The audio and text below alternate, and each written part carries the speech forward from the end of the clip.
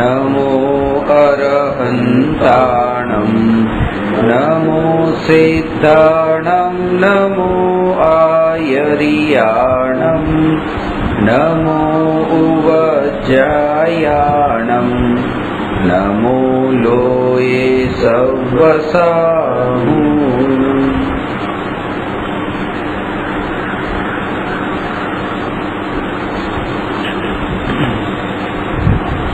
प्रश्न नंबर 264 पर चर्चा चाले छे।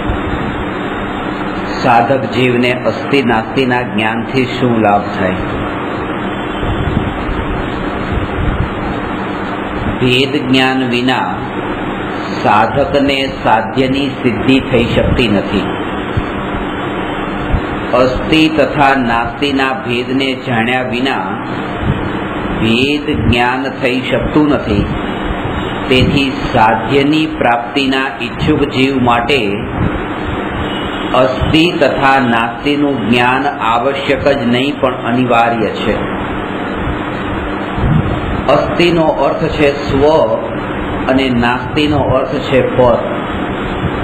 स्व अने पर बंनेनु ज्ञान जरूरी छे।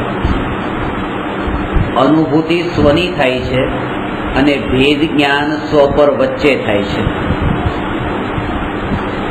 ए भेद ज्ञान विना अनुभूति संभव नहीं। ए भेद ज्ञान में साधना की भूमिका में तो स्व करता पर ए वधारे एना माटे चिंतन नो विषय बनतो होय छे। एटला माटे 12 भावना में आत्मानु चिंतन करवा करता अनित्यपणानु चिंतन करवानो उपदेश वधारे आप्यो। पण ए बताव्युं के अनित्यना चिंतन में एवुं न अटकी जवुं कि ए बात भूलाई जाए कि नित्य आत्मा कोण छे। ए अनित्यनु चिंतन जे क्षणे कर्युं एनी साथे पेरेलल आ धारा चालती रहेवी जोईए। एटले के ज्यारे आपणे कोई वस्तु एम कहीए कि आ वस्तु क्षणिक छे तो ए क्षणिक छे एवुं जेणे जाण्युं ए आत्मा नित्य छे। आ वस्तुमां सुख नथी तो सुख नथी एवुं जे जाण्युं ए आत्मा सुखवाळो छे। એટલે એવી રીતે ભેદ બંને વસ્તુમાં સ્પર અને સ્વ વચ્ચે રીતે લેતું જવું। કારણ એનું એ છે કે એકલા જો પરમાં આમાં સુખ નથી, આમાં જ્ઞાન નથી, તો એમાં પાછા એવા ખૂંચી જવાય છે કે જેથી કરીને પોતાનું લક્ષ્ય જ ભૂલાઈ જાય છે કે આ સાધના જે હું કરું છું આ કોના માટે કરું છું। અને પછી અન્ય દર્શન થઈ જાય છે। એક આ અનિત્યપણાનું ચિંતન એ જૈન દર્શન નથી રહેતું કે જેમાં બંને વાત કે સ્વને પણ સાક્ષીએ રાખીને સ્વને ત્યાં શ્રદ્ધામાં રાખીને લક્ષ્યમાં રાખીને તમે આ સાધના કરો છો પરના ભેદ જ્ઞાન। પ્રાથમિક ભૂમિકામાં એ ભેદ જ્ઞાન આગમના અભ્યાસથી, ગુરુના ઉપદેશથી ને શાસ્ત્રના વાંચનથી થશે। પેલા અનુભવ નથી એટલા માટે વિચાર કરીને કે જે કીધું ખરેખર આ મારું સ્વરૂપ નથી, કારણ કે આમાં જ્ઞાન નથી, આમાં સુખ નથી, એમ કરીને વિચાર કરીને થશે। અને પછી જે છે જ્યારથી આત્માની અનુભૂતિ થાય છે એ અનુભૂતિથી લઈને જે સ્વ અને પર વચ્ચેનો જે ભેદ જાણે છે એ ભેદ જાણે એ સહજ હોય છે। એટલા માટે એને અનુભવપૂર્વકનું ભેદ જ્ઞાન કીધું। ભેદ જ્ઞાનના બે પ્રકાર, એક અનુભવ વિનાનું જે આગમ પ્રમાણથી કરવામાં આવતું ભેદ જ્ઞાન અને બીજું અનુભવ પ્રમાણથી જે આત્માની અનુભૂતિ પછી સહજ ધારા રૂપે ચાલતું એવું ભેદ જ્ઞાન। જે ભેદ જ્ઞાન માટે વિચાર ન કરવો પડે એ સહજ ભેદ જ્ઞાન છે। જેમ અત્યારે પોતાના શરીરના નામ માટે, પોતાના ઘર માટે, પોતાના ઘરમાં રહેલી વસ્તુઓ માટે એક પળ માટે પણ એનો વિચાર નથી કરવો પડતો કે આ મારી છે અને એ સિવાયની પાડોશીની સાથે સંકળાયેલી મારી નથી। એ કેમ ધારા બની ગઈ છે એવી ધારા જ્ઞાનીને વર્તતી હોય છે। હું આત્મા છું એ માટે અને આત્મા સિવાય બધા પર હું નથી એ માટે એ ધારા સહજ છે, એનો વિચાર નથી કરવો પડતો। જ્યારે વિચાર કરવો પડે ત્યારે સમજવું કે આ શ્રદ્ધાની નબળાઈ છે। વિચારનું પરિપૂર્ણ પાકી જવું એનું નામ જ શ્રદ્ધા છે। વિચાર એટલો પાકેલો હોય કે શ્રદ્ધા રૂપે પરિણમ્યો હોય એટલે જ્યાં સુધી હજુ તત્વ વિચાર કરવો પડે છે ત્યાં સુધી સમજવું કે હજી પ્રાપ્તિ થઈ નથી। અને કરવો પડે તો એ ખોટું પણ નથી, કારણ કે એના વિના પ્રાપ્તિ થવાની નથી. એટલા માટે તત્વ વિચારની ગતિ એવી તીવ્ર હોવી જોઈએ કે જેમાં પર વસ્તુના વિકલ્પોને પ્રવેશ ન મળે અને એનો વિચાર જ ન આવે. જ્યારે પણ આપણે કોઈ વ્યક્તિને જોઈએ છે તો એને દેખતા જ આપણને એમ લાગે કે આ કાળો છે, આ રૂપાળો છે, આવો છે, આવો છે. એના શરીર ઉપર દ્રષ્ટિ જાય તો એના શરીરના રૂપરંગ જ આપણને પહેલા દેખાય, જેની સાથે આપણે કઈ પ્રયોજન નથી, કોઈ સંબંધ બાંધવાનો નથી, તો પણ આપણને રૂપ તો એવું જ દેખાય છે.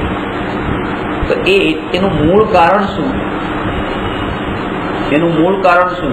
શાસ્ત્રમાં તો મૂળ કારણ એ બતાવ્યું. આજે માનો કે મેં તમારી સાથે કોઈ વાદ વિવાદ કર્યો અને મને ઝઘડો થયો, તો મને પછી વિચાર આવ્યો કે આમને બોલાવ્યા એ જ મોટી ભૂલ કરી, બોલાવવાની જરૂર નથી. કારણ કે બોલાવવાથી આ ઝઘડો થયો છે. શાસ્ત્રમાં કોઈ પણ પાપ કે જેટલા પણ વિવાદ, એ બધાનું મૂળ કારણ એ બતાવ્યું કે આ કશાય થયો, આ પાપ થયું, આ અધર્મ થયો. એનું મૂળ કારણ એ છે કે એ કાળે જ્યારે આ થયું, એ કાળે તમે પોતાના આત્મામાં સ્થિર નતા.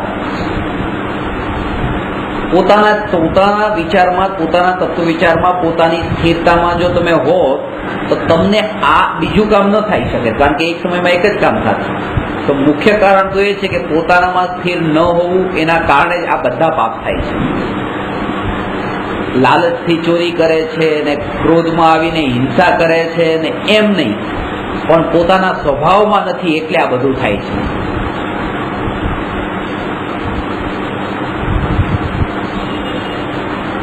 ખાલી આપણે એક રૂમમાં રહીએ અને 1 મહિના સુધી બહાર ન નીકળીએ, બિલકુલ અંદર જ, બહારનું જોવાનું નહીં, બહારનું દેખ્યું નહીં, બહારનો વિચાર પણ નથી આવ્યો, અને પૂરેપૂરા અંદરના વિચારોમાં, અને 1 મહિના પછી અનુભવ નથી થયો આત્માનો, ખાલી આ રૂમમાં બંધ રહ્યા છે.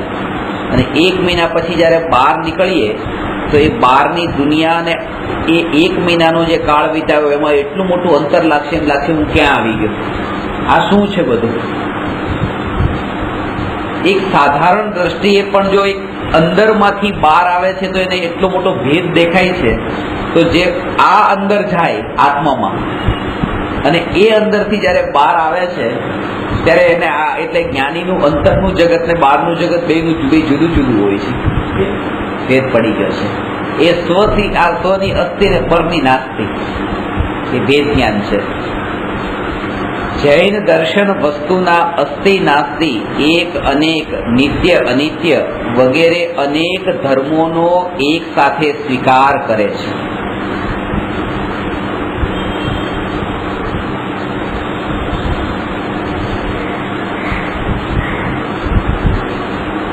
આ જે પરસ્પર વિરોધી ધર્મ અનેકાંત, તેથી જૈન દર્શન અનેકાંતવાદી દર્શન છે. જો નાસ્તિ પક્ષનો નિષેધ કરવામાં આવે તો એકાંતવાદનું પોષણ થશે. એકાંતવાદના પોષક જીવને સાધ્યની સિદ્ધિ થઈ શકતી નથી. આ એક વાત સમજવા જેવી છે કે જે નાસ્તિ એટલે જે સ્થાન પર આપણે જવું નથી એને પણ જાણો, અને જે સ્થાન પર જવું છે એને પણ જાણો, અને જ્યાં જ્યાં નથી જવું એને વિશેષ ન જાણો, અને જ્યાં જવું છે એને વિશેષ જાણો, ને એ માર્ગ પર ચાલો અને એને પામો પણ સાધ્યને. એ બધું વિશેષ જેટલું છે. એટલે અહીંથી નીકળ્યા છીએ, 4 રસ્તા છે, એક રસ્તેથી તો આપણે નીકળ્યા. હવે 4 રસ્તા પર કોઈને પૂછ્યું કે પૂનાનો રસ્તો કયો, એટલે એને કીધું કે સીધો રસ્તો જે છે પૂનાનો છે, જે બાજુના 2 રસ્તા છે એ પૂનાના નથી. આ પહેલા પ્રશ્નનો જવાબ. પછી એને પૂછ્યું કે આગળ રસ્તા પર પેટ્રોલ પંપ છે કે નહીં, કેટલા કિલોમીટર પછી છે. તો એ જે પ્રશ્ન છે એ પ્રશ્ન આપણો એ આ જે સાઈડના 2 રસ્તા ગયા એના માટે હોતો જ નથી. એટલે કહેવાનો અર્થ એ કે પહેલા તો સામાન્ય પ્રશ્ન થયો કયો પૂનાનો છે ને કયો રસ્તો પૂનાનો નથી.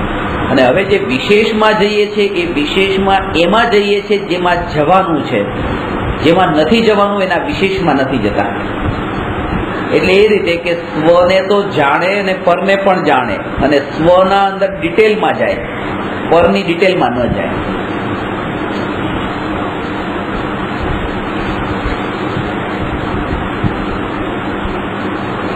અત્યારે જેટલી પણ ડિટેલમાં જઈએ છીએ એ પરની ડિટેલમાં જઈએ છીએ કે જેની સાથે આપણું કોઈ પ્રયોજન નથી. એક ક્ષણમાં જે સંયોગો પલટાઈ જાય છે એ સંયોગાધીન દ્રષ્ટિ પેલા ટાળવાનો ઉપદેશ. ગઈકાલે જેમ શરીરની વાત કરી કે આ શરીર કીધું કે એક બસના અંદર કોઈ બેઠો એટલે બસને રંગ રોગાન કરવા લાગે તો એ મૂર્ખતા લાગે કે બસમાં 20 મિનિટ સફર કરવી છે ને આપણે એને માની લઈ કે બસ હું તો આમાં હંમેશા માટે સફર કરવાનો છું, એમાં એકત્વ કરવા લાગે. આ શરીર માટે એવું લાગતું જ નથી ને. આપણે જ્યારે શરીર ઉપર દ્રષ્ટિ જાય છે, સવારે ઉઠીને પહેલા એક દર્પણમાં એકવાર જોઈ લઈએ છીએ. ઉઠતા વેત દર્પણમાં એ એકવાર જોવાની જે આદત છે હવે એ બદલાવી નાખો. આ પ્રેક્ટિકલ એ બંધ જ કરી દો. સવારે ઉઠીને દર્પણમાં જોવાનું નહીં. તમને એમ લાગે મેં જોયું શું કર્યું? એ શું કર્યું નહીં, આ દેહની વૃત્તિને પોષી છે. હું દેહ જ છું અને દેહનું ધ્યાન રાખવું જ જોઈએ, કારણ કે આ હું છું એ વૃત્તિને આ પોષીએ છે. ભલે બહાર નીકળીએ ત્યારે જોયા વગર ન જઈએ એટલું તો હજી નથી થઈ શકતું, પણ સવારે ઉઠીને જેમાં કંઈ પ્રયોજન જ નથી, પાછું 2 કલાક પછી નાવા જ જવાનું છે, પણ તોય ઉઠીને એકવાર દર્પણ ઉપર જે દ્રષ્ટિ જાય છે એ આપણા શરીરની વૃત્તિને પોષીએ છે અને એ સંસ્કાર દ્રઢ થાય છે. પાછા આપણને પકડમાં નથી આવતા. અત્યારે એમ લાગે કે આ ઘરમાં રહીએ છીએ, ઘર મળ્યું છે, ઠીક છે, અત્યારે જતું રહે છૂટી જાય તોય ઠીક છે, અમને કોઈ ફરક નથી પડતો. એ ફરક નથી પડતો એમ નહીં, એ ફરક પડે છે જે એ પકડમાં અત્યારે નથી આવતો, જે સંસ્કારમાં અંદર ગરબાયેલો છે, જે બહાર આવતો નથી. એ ત્યારે ખબર પડે છે કે જ્યારે કોઈ બીજી ગતિમાં બીજી જગ્યાએ જ્યાં જન્મ થાય ત્યાં એની જે સંયોગો જે તૈયાર થાય ત્યાં ખબર પડે કે હવે ત્યાં કેવી રીતે રહી છે.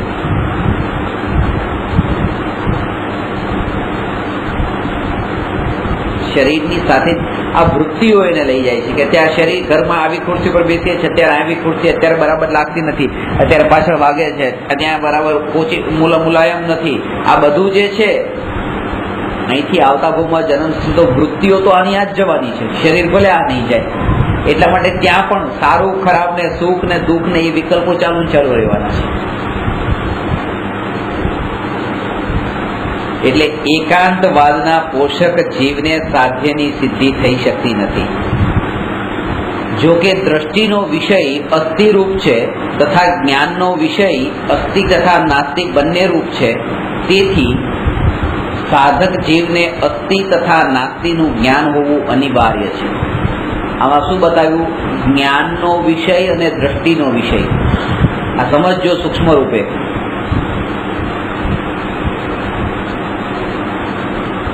કારણ કે પર્યાય અને દ્રવ્ય બંને એક સાથે જ્ઞાનમાં જણાશે, પણ દ્રષ્ટિમાં હોય દ્રવ્ય.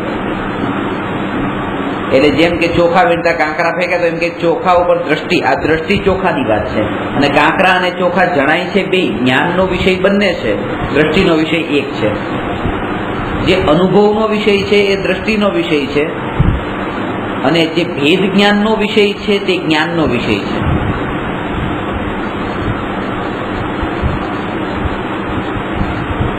હવે એ દ્રવ્યને અને પર્યાયને જુદા કરવાનો પ્રયત્ન કરીએ, જુદા કરી ન શકાય. દ્રવ્યને પર્યાયથી જુદા કરવાનો વિકલ્પ કરવો, એ વિકલ્પ જે ઉત્પન્ન થયો એનાથી મોટું પાપ બીજું કોઈ નથી. સૌથી મોટી હિંસા થઈ ગઈ. દ્રવ્યને પર્યાયથી જુદું કરવાનો ભાવ, અને દ્રવ્યને પર્યાયથી જુદું જાણવું, માનવું, એનાથી મોટો કોઈ ધર્મ નથી. મતલબ ખબર પડી કે તમે આ છો, આ આત્મા, આ સ્ત્રી પર્યાય છે, તો આત્માને સ્ત્રી પર્યાયથી જુદો કરી દેવો, એવો વિકલ્પ કરું, એનો મતલબ શું? મારી નાખો. આત્મા નીકળી જાય, શરીર જુદું પડી જાય. દ્રવ્યને એની જે અત્યારની વર્તમાન પર્યાય છે એનાથી જુદું કરવાનો જે વિકલ્પ, એ હિંસા છે, એનાથી મોટું કોઈ પાપ નથી. અને આ દ્રવ્ય છે એને એની અવસ્થાથી જુદો જાણી લઉં કે આ ભગવાન આત્મા છે, આ સ્ત્રી નથી, તો એ સમ્યક દર્શન થઈ ગયું. આનાથી મોટો કોઈ ધર્મ નથી. કરવાનો જે ભાવ છે આ બહુ હિંસાનો ભાવ છે, જાણવાનો ભાવ છે એ અહિંસાનો ભાવ છે. આ કર્તૃત્વ બુદ્ધિ નો બોજો જે છે કરવા વાળાને જે અંદરમાં પડ્યું એના વગર એમ ન લાગે કે કઈક જીવન છે. કારણ કે એટલે જ તે કે આત્માને જાણશું, ચલો એકવાર જાણી લીધો, કોઈ વસ્તુ નથી જાણી. મેં હવે તમે કીધું કે આ જોઉં તો જાણો, તો હવે અંદર જોઈ લીધું, જાણી લીધું, જાણ્યું, હવે શું કરવાનું? એવી રીતે ઘણા પ્રશ્ન પૂછે કે આત્માને નથી જાણ્યો, હવે જાણ્યો, ચલો એક દિવસ આખો દિવસ બેસીને જાણી લીધો, પણ પછી અનંતકાળ સુધી શું કરવાનું? એટલા માટે ચલો જતા પણ રહ્યા, પણ પછી એને જાણી પણ લીધો, કેવળ જ્ઞાન પણ થઈ ગયું, મોક્ષ પણ થઈ ગયો, હવે શું કરવાનું? ચલો કઈ નવું તો રહ્યું નહીં, બધું હવે એનું એ જ છે પછી. એટલે એને કીધું કે કેવળ એ આત્માને જાણવું એ તમારું ધ્યેય નથી, આત્માનું ધ્યાન તમારું ધ્યેય છે. ધ્યાનમાં બસ આવી જાય. અને ધ્યાન તો એનું નામ છે કે તમે એકવાર તમે જાણો તો એનું નામ તો જ્ઞાન છે, અને વારંવાર જાણો એનું નામ ધ્યાન છે. એટલે તમે જો જ્ઞાન કરવાનું કહીશ તો તમને એમ લાગશે, જો જ્ઞાન કરવાનું, પછી આગલા સમયે જ્ઞાન કરવાનું, પછી આગલા સમયે જ્ઞાન કરવાનું, પછી આગલા સમયે જ્ઞાન કરવાનું, તો અનંત પર્યાયમાં જ્ઞાન જ્ઞાન જ્ઞાન એ બહુ મોટો બોજો બની જશે. એટલે એને કીધું કે ધ્યાન કરવાનું. એટલે પછી એ બધું એકમાં આવી ગયું, કારણ કે ધ્યાન એનું નામ છે જેમાં બધી પર્યાયો ગર્ભિત છે. એ જ છે કે પહેલા સમયની પર્યાયમાં જે જણાવ્યું, બીજા સમયની પર્યાયમાં પણ એ જ જણાવ્યું, ત્રીજામાં પણ એ જ જણાવ્યું. જ્ઞાનનું રિપીટેશન એનું નામ ધ્યાન છે. જ્ઞાનનું પુનરાવર્તન, એક જે જ્ઞાન જાણ્યું, બીજા સમયે પણ જાણ્યું, ત્રીજામાં પણ જાણ્યું, જે જાણ્યું એ જાણવાનું રિપીટેશન એનું નામ ધ્યાન. એકવાર જાણવાનું નામ જ્ઞાન, અને વારંવાર જાણવું એનું નામ ધ્યાન. ધ્યાન એટલે મેં તમને જાણ્યા.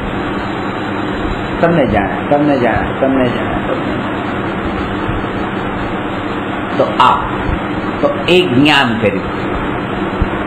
હવે એકને જાણ્યા, પછી બીજા સમયે પણ તમને નહીં, તમને જ જાણ્યા, ત્રીજા સમયે તમને જ જાણ્યા, ચોથા સમયે તમને જ જાણ્યા. તો એકને એક જ્ઞેયને વારંવાર જાણવો એનું નામ છે ધ્યાન. એ જ્ઞાન પછી ધ્યાન રૂપે થઈ ગયું, કારણ કે જ્ઞાનનું રિપીટેશન એ ધ્યાન, એકાગ્રતા.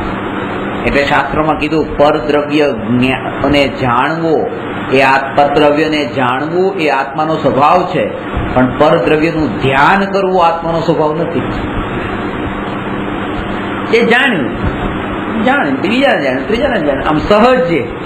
પણ એમાં જાણતા એટલે કોઈ સુંદર સ્ત્રી છે, સુંદર સ્ત્રીને એકવાર જાણી પછી આમ નજર ફેરીને બીજાને જાણે, ત્રીજાને જાણે, વાંધો કઈ નથી, ઝઘડો નહીં થાય. પણ એને જાણો, પછી એને જ જાણો, ત્રીજી વાર એને જાણો, ચોથી વાર એને જાણો, એમ નામ જો જોતા ઉભા રહી જાવ ત્યાં ઝઘડો થવાનો છે, મારે ખાવો. એટલે એ કે જ્ઞાન કરવામાં દોષ નથી, પણ ધ્યાન કરવામાં દોષ છે. એ જ આપણે અત્યારે કરીએ છીએ કે અનાદિકાળથી પરદ્રવ્ય આ પરદ્રવ્યનું ધ્યાન કરીએ છીએ. પરમાંથી ખસતા નથી, સ્વ તરફ આવતા નથી, એટલે પરનું ધ્યાન જ કરી રહ્યા છે.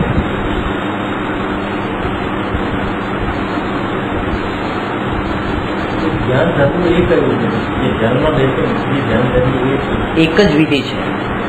આનું ધ્યાન કરવાનું, આનું ધ્યાન કરવાનું, આનું ધ્યાન કરવાનું, અને આત્માનું ધ્યાન કરવાનું. વિધિ અલગ નથી, એ આગળ આવે છે કે જ્યારે તમે સ્વભાવમાં જેમ તમે પર વસ્તુમાં એવા સ્થિર થયા છો, એમાં જ્યારે તમે સ્થિર થાવ છો ત્યારે તમે એના બીજા બધા વિકલ્પોમાંથી છૂટી જાઓ છો, બીજા બધાના વિચારોથી મુક્ત થઈ જાઓ છો, પૂરેપૂરા તમે ડિસ્કનેક્ટ થઈ જાઓ છો.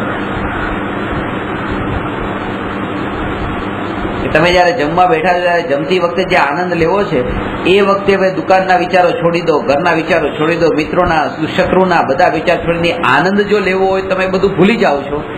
આપણે કઈ પડી નથી, એ વખતે તો વસ્તુ દેખાય છે આપણને બસ. એમ કે જયારે ધ્યાનમાં સ્થિર થાય છે ત્યારે એને એ પદાર્થ સિવાયના જગતના કોઈ પદાર્થ દેખાતા નથી. રુચિ હોય ત્યાં ઉપયોગ જઈને જોડાય છે. અર્જુનની જેમ એ પક્ષીની આંખ જ દેખાય છે, બીજું કઈ દેખાતું નથી એમ નહીં છે. ચંચળ ઉપયોગ વાળાને બધું દેખાય છે. ભીમને પૂછ્યું તું તને શું દેખાય, તો ભીમને બિલાડો પણ દેખાયો હતો. અર્જુનને આંખ સિવાય બીજું કઈ નતું દેખાયું. લક્ષ્ય એટલે આ કે જયારે કર્તૃત્વનો બોજો છે કે મારે આ કરવું છે, આ કરવું છે, આ કરવું છે, તો એને ત્યાં બેચેની છે. અને સહજ જ્ઞાતૃત્વ, આજે આખો દિવસ તમે જો એક કોઈ વસ્તુ માટે એમ કરો મારે આ કામ કરવાનું છે, કામ કરવાનું દુઃખ બિલકુલ નથી હોતું, પણ એ કરવાનો જે વિકલ્પ છે એ વિકલ્પનો બોજો છે એ દુઃખ છે. અને એની સાથે જીવન જીવવાની અત્યારે આદત પડી ગઈ છે. ખાલી લાગે એટલે તમને ખબર છે પેલા મોચીની બધા જે હોય ને મોચીની ઠેલા લગાડેલા હોય એની એમાં એક ફોટો રાખે એના ગુરુનો. એક ગુરુ હતા એમના, કોઈ સંત જ હતા, રોહિદાસ કે કોઈ વ્યક્તિ, તો એ એવી રીતે ફોટો રાખે, એ પણ મોચીનું કામ કરતા હતા. એના આ બધા જે ફોટો લગાડે, કારણ કે તો એને આદર્શ એ જોઈ ને, જે કામ પોતે કરતા હોય તો આદર્શ એ કામ કરનારા. એમના જીવનનો એક કિસ્સો, એમને એટલે આદર્શ સંત તરીકે માને છે કે ઈમાનદાર હતા, કોઈનો 1 રૂપિયો પણ વધારે લેતા નતા. એમના ગુરુ, આ જેનો ફોટો છે, એમને ત્યાં કોઈ સંત આવ્યા અને એમને ખબર પડી કે આ તો આવો ઈમાનદાર છે, મોચીનું કામ કરીને પણ પોતે 1 રૂપિયાથી વધારે લેતો નથી. એમની પાસે પારસમણી હતો. તો આ જે લોખંડના જે ઓજારો હતા, એમણે પારસમણીએ લોખંડના ઓજારો સાથે ટચ કરી દીધો, એટલે લોખંડના ઓજારો સોનાના થઈ ગયા. એટલે આ સંત એને નારાજગી વ્યક્ત કરી. હા, કે આવું આ શું કર્યું, કે આ શું કર્યું, મારું જે રોજનું કામ હતું એ કામ હવે હું આ સોના ઉપર થોડો કરવાનો છું, મને પાછા લોખંડના કરી આપો, મારે બીજું કઈ નહીં જોઈએ. કારણ કે પછી હવે હું જિંદગીભર કરીશ શું?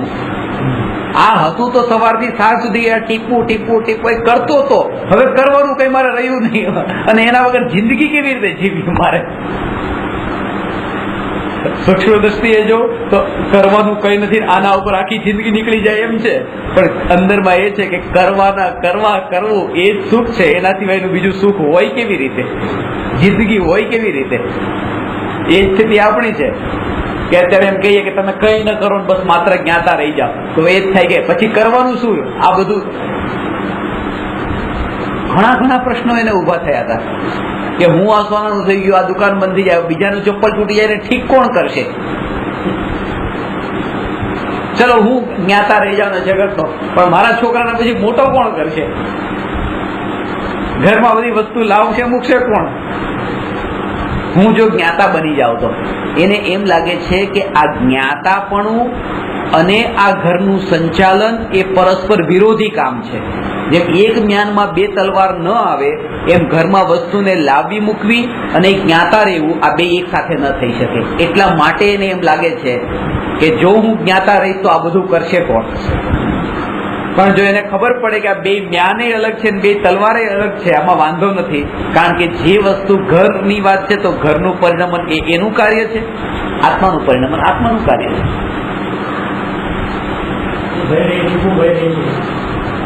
એના પરિણમનની હું વાત કરું છું, એ પરિણમનની વાત, પણ એ વસ્તુ તો એના પોતાનામાં. એટલે ગુરુદેવા વારંવાર કહેતા, તીર્થંકર ભગવાનના પગ જમીનને સ્પર્શતા નથી, તો આપણા પગ પણ જમીનને સ્પર્શતા નથી. તીર્થંકર ભગવાનના ચરણ જમીનથી અદ્ધર હોય, કે 4 હાથ અદ્ધર હોય, જમીનને ન સ્પર્શે. તો કે આપણા પગ પણ જમીનને નથી સ્પર્શતા. તો કે આ તો સ્પર્શે છે, ચોખ્ખું દેખાય છે, હાથ અહીંયા સ્પર્શે છે, નથી સ્પર્શતા. આ હાથ આ ટેબલને સ્પર્શતો નથી. આ સિદ્ધાંત દ્રવ્યની સ્વતંત્રતાની ચરમ સીમાને સ્પર્શે છે. એટલે બહુ સૂક્ષ્મ રૂપે સમજજો, આ વાત ક્યાંય સાંભળવા નહીં મળે. તમે ફરી ફરીને બધે આવશો ને, આ દુર્લભ વાત છે. કરતાપણાના બોજાવાળી મળશે. ગુરુદેવ કહેતા કે આ પગ પણ જમીનને સ્પર્શતા નથી, આ હાથ આ ટેબલને સ્પર્શતો નથી, આ બે હાથ મેં આમ વાળેલા છે પણ આ હાથે આ હાથને સ્પર્શ્યો નથી. તો કે કેમ? આ દેખાણું, આ ઠંડુ ગરમ લાગ્યું, આ ઠંડુ ગરમ લાગ્યું. તો કે આ હાથના જે પરમાણુઓ છે એ પરમાણુ અને આ ટેબલના જે પરમાણુઓ છે એ પરમાણુ, હાથના પરમાણુઓ આ હાથમાં જ છે, ટેબલના પરમાણુઓ ટેબલમાં જ છે. હાથના પરમાણુનો ઉત્પાદ, હાથના પરમાણુનો વ્યય અને હાથના પરમાણુનું દ્રવ્ય, આ ઉત્પાદ વ્યય અને દ્રવ્ય આનું જે કાર્ય એ આમાં જ છે, આમાં નથી. અને આનું જે ઉત્પાદ વ્યય દ્રવ્યનું કાર્ય એ આમાં છે, એ આમાં નથી. અત્યારે પણ આનું કામ આમાં થઈ રહ્યું છે, આ ટેબલનું કામ ટેબલમાં થઈ રહ્યું છે. પ્રત્યેક પરમાણુ પોતે પોતાનામાં રહીને જ પોતાનું કાર્ય કરે છે, બીજામાં જઈને કાર્ય કરતો નથી. એટલે એક પરમાણુ બીજામાં મળતો નથી એમ નહીં, પણ એને સ્પર્શતો પણ નથી. હા, હવે જો તમે વિચાર કરો કે એ સ્પર્શતો નથી, તો પછી આ ઘરનું સંચાલન હું નહીં કરું તો કોણ કરશે? એ વાત ક્યાં રહી? કારણ કે તો બહુ દૂરનું થઈ ગયું.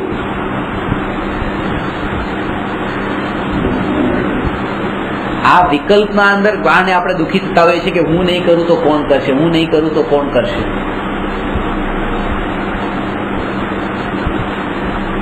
એક નાની 10 બાય 10 ની રૂમ બનાવી હોય તો કેટલા વિકલ્પ કરવા પડે છે ત્યારે એક રૂમ બને છે. એક નાનકડું એવું 10 બાય 10 નું એક પ્રવચન હોલ, સ્વાધ્યાય હોલ કે 10 બાય 10 નું એક મંદિર બનાવવું હોય તો કેટલા વિકલ્પો કરવા પડે તો બને. આ ભ્રમ છે. ગુરુદેવે એક મંદિર બનાવવાનો વિકલ્પ કર્યો નતો અને સોનગઢમાં આખું કેમ્પસ ભરાઈ જાય. બધા પરમાગમ મંદિર, નંદેશ્વર ચિદાલય, સિમંદર જિનાલય, સ્વાધ્યાય મંદિર, સમૂહ શરણ, એટલા મંદિરો બન્યા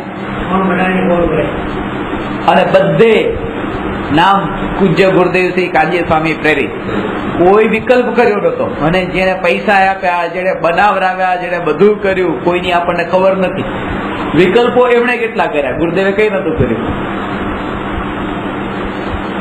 કહેવાનો અર્થ એ કે એ જે બધું ચાલે છે એ તમારા વિકલ્પથી નથી ચાલતું, એ ઉદય અનુસાર છે. ગુરુદેવ પોતાની સાધના કરતા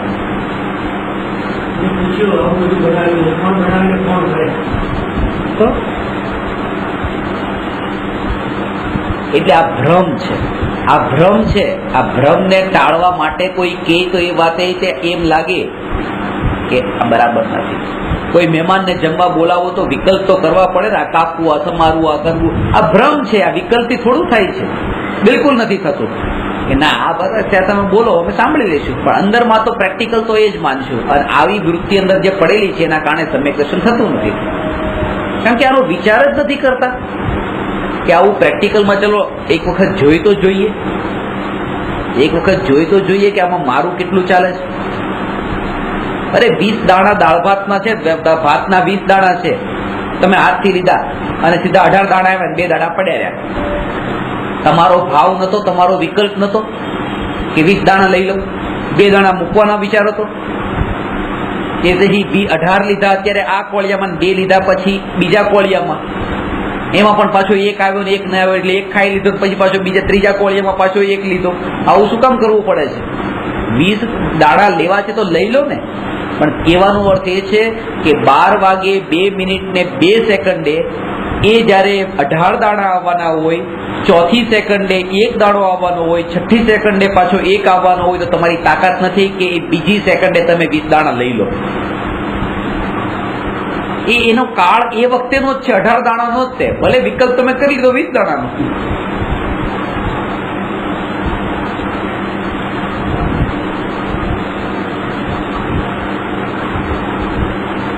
સહજ છે. પૂજા કરતી વખતે ભગવાનની પૂજા કરીએ છીએ તો એમ એક ચોખા બીજી થાળીમાં નાખીએ છીએ, લીધા એમાં કેટલાય રહી ગયા. આપણા હાથમાં છે. જયારે એક આપણે ઘટિત કરવાનું, એને ઘટિત કરવાનું, હું વિકલ્પ કરું છું એને ઉપાડવાનો, એને લેવાનો, અને એ વિકલ્પ ફળતો નથી. આ શું સૂચવે છે? આ એ વાતને સૂચવે છે કે મારું એમાં કંઈ ચાલતું નથી, અને એ ચોખાના એક દાણામાં મારું ચાલતું નથી. તો પછી અત્યારે હું જો એ બોજો મારા પર લેતો કે આ જગતમાં બધું મારાથી ચાલે છે, તો એ બસ એ ગાડા નીચે કૂતરું ચાલે એના જેવી આ વાત છે. અને એ જ કામ કરીએ છીએ. ગાડા નીચે કૂતરું ચાલે છે, કૂતરો માને છે ગાડું મારાથી ચાલે છે. આગળ જતા એવું થયું કે ગાડું જમણી દિશામાં ગયું, કૂતરો ડાબી દિશામાં ગયો. ત્યારે કૂતરાને ખબર પડી ગાડું મારાથી નતું ચાલતું. એનું અહંકાર ખવાયું. ગાડું તો જી ચાલે છે, કૂતરો ડાબી દિશામાં ગયો. હવે કૂતરો કરે તો શું કરે? એક જ કામ કરી શકે, ભસે ભસે, હાવ હાવ હાવ હાવ કરશે થોડીક વાર, પતી ગયું. અજ્ઞાનીની આ જ હાલત છે. પેલા એમ માને બધું ઘર મારાથી ચાલે, મારાથી ચાલે, મારાથી ચાલે. ક્યારેક વિકલ્પ કોઈ ઊંધો હોય અને ઘરનું પરિણામ કઈક ઊંધું થાય, બસ ભસે છે, હાવ હાવ કરે છે. આમ કેમ થયું, આમ કેમ થયું, આમ કેમ થયું, આમ કેમ થયું. બસ તો બસ પાછું બીજું ગાડું ગોતી લે છે, બીજા ગાડા નીચે જતો રહે છે. ત્યાં પાછું આવું થાય છે, ગાડું બીજે જાય ને આમ લાગે. આવી એક વાર નહીં, કેટલી વાર ગાડા બીજી દિશામાં ગયા ને પોતે બીજી દિશામાં ગયો, તોય તે ભસી ભસીને બંધ થયો, પાછા બીજા ગાડા શોધ્યા. પણ એક વારે એને વિચાર ન કર્યો કે આનાથી જે હું ધારામાં આ ઊંધા વિચારોમાં લાગ્યો, આ ઊંધો હોઈ શકે છે, ખરેખર વસ્તુ સ્વરૂપ કઈ બીજું હોઈ શકે છે, એવો વિચાર નથી કર્યો. એટલે ભલે પરદ્રવ્યમાં જવાનું નથી, પરદ્રવ્યમાં લીન થવાનું નથી, તેમ છતાંય પરદ્રવ્યને જાણવાનું તો છે, સમજવાનું તો છે. કારણ કે એને જો સમજ્યા હશું તો એમાં અટકશું નહીં. પણ એના ડિટેલમાં જવાનું નથી. પાડોશીનું ઘર આ મારું ઘર નથી, આ પાડોશીનું, આ મારું ઘર નથી, આ બીજાનું છે, આ મારું ઘર નથી, આ બીજાનું છે, એ બધું જાણવાનું. પણ એના ઘરમાં શું છે પછી જાણવાની જરૂર નથી.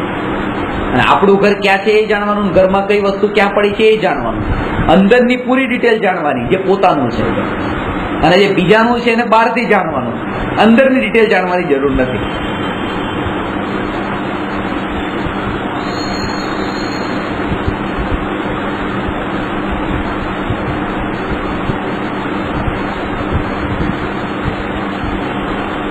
તેથી સાધક જીવને અસ્થિ નાસ્તિનું જ્ઞાન હોવું અનિવાર્ય છે. અસ્થિ શબ્દનો અર્થ આત્મા, નાસ્તિ શબ્દનો અર્થ સમસ્ત પર પદાર્થ સમજવો જોઈએ નહીં. અસ્થિ અર્થાત વિવક્ષિત કોઈ એક પદાર્થનું સત્પણું, ને નાસ્તિ એટલે અવિવક્ષિત પદાર્થનું અસત્પણું. આ એનાથી સૂક્ષ્મ સ્થૂળ દ્રષ્ટિથી એમ કહો કે આ શરીર તે અસ્થિ ને પર તે નાસ્તિ. હવે આ વસ્તુથી તમે લો અસ્થિ નાસ્તિ, તો આ વસ્તુ એ પોતે પોતાના માટે પછી અસ્થિરૂપ છે, અને પછી એ વસ્તુની અપેક્ષાએ હું આત્મા નાસ્તિરૂપ છું. કેમ પણ છે? કારણ કે વસ્તુ પોતે પોતાના માટે જો અસ્થિરૂપ હોય તો એના માટે પછી જેટલા પણ બીજા પદાર્થો છે એ નાસ્તિરૂપ થયા. પર પદાર્થની અપેક્ષાએ આત્મા નાસ્તિ સ્વરૂપ છે. જો નાસ્તિ પક્ષનો નિષેધ કરવામાં આવે તો પર પદાર્થની અપેક્ષાએ આત્મા નાસ્તિરૂપ હોવાથી આત્માના નિષેધનો પ્રસંગ આવશે. નાસ્તિને પણ જાણવાનું છે. અત્યારે આ શરીરને જાણવાનું કીધું કે આ શરીર મારું નથી. આત્માને તો જાણું હું છું, પણ આ શરીર કારણ કે દેખાય તો એ જ છે, એનું પરિણમન જોવો, એના પરિણમનને જાણો, અને એ પરિણમન મારું નથી. એટલે એની જે ક્રિયા થાય છે કે ઉપવાસ કર્યો, પેટમાં આહાર ન ગયો, એકાંતનું કર્યું, પછી એવી રીતે એક જગ્યાએ બેસીને ધ્યાન કર્યું, તપસ્યા કરી, તો શરીરને તડકામાં તપાવ્યું, કસ્યું, આ જે કંઈ પણ શરીરની ક્રિયા છે, આ ઘણા બધા કામ તો સારા છે, પણ જ્યાં અંદરમાં એ ભાવ છે, અંદરમાં એ ભાવ છે કે આ હું છું, એટલે જેટલી પણ ક્રિયા કરી, કેટલી કેવી ક્રિયા, મુનિ ધર્મ પાળીને પણ, 28 મૂળગુણને પાળીને પણ ભેદ જ્ઞાન વગરની એ બધી ક્રિયા પછી ચોકડી મુકાઈ જાય છે. થોડો તો ફાયદો થાય ને એનાથી. થોડોક તો ફાયદો થાય ને, આપણા કરતા તો થોડું સારું ને. એ પૂરેપૂરી ચોકડી મુકાઈ જાય છે. સુગતિ તો થાય ને, ચલો દુર્ગતિ ન થાય, સુગતિ તો થાય ને. કે સુગતિ પણ ન થાય, કારણ કે શાસ્ત્રોમાં તો સુગતિ કીધી છે, મોક્ષને ને ચારે ચાર ગતિને દુર્ગતિ કીધી છે. દેવગતિ દુર્ગતિ છે, મનુષ્ય ગતિ દુર્ગતિ છે, એક મોક્ષ સુગતિ છે. કારણ કે બધું કર્યું. એક વ્યક્તિ ઉપર કેસ ચાલતો હતો, એટલે કોર્ટમાં એને બોલાવ્યો. એને બોલાવીને એનું બહારનું રૂપ તો એવું ખૂંખાર દેખાતું હતું, એટલે બહુ મોટો અપરાધી લાગતો હતો. પણ એને પૂછ્યું કે બોલ, તે કોઈ હિંસા કરી છે? જજે પૂછ્યું તો કે ના, ક્યારેય નથી કરી. હિંસા નથી કરી. દારૂ પીવે છે? ના. જુગાર રમે છે? ના, નથી. ચોરી કરે છો? આજ સુધી ચોરી કરી? ના, મેં કઈ નથી કર્યું. કોઈ પરસ્ત્રી સાથે તે સંબંધ રાખ્યો, વ્યભિચાર કર્યો? એ પણ નથી કર્યો. કોઈ સાથે વિશ્વાસઘાત કર્યો, કોઈને છેતર્યા, ઠગ્યા? આ વ્યક્તિને અહીંયા તો પછી વિચારવા પડી ગયા જજ કે અહીંયા આવ્યો કેવી રીતે છે. એટલે પછી એને જ પૂછી લીધું, કારણ કે આમ તો ઘણું ઘણું પૂછ્યું કે તારામાં કોઈ દુર્ગુણ નથી?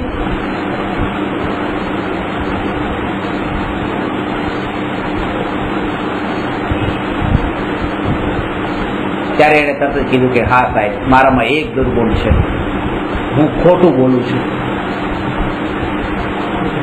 હું ક્યારે સાચું નથી બોલતો, આ મારો દુર્ગુણ છે. એનો મતલબ શું થયો?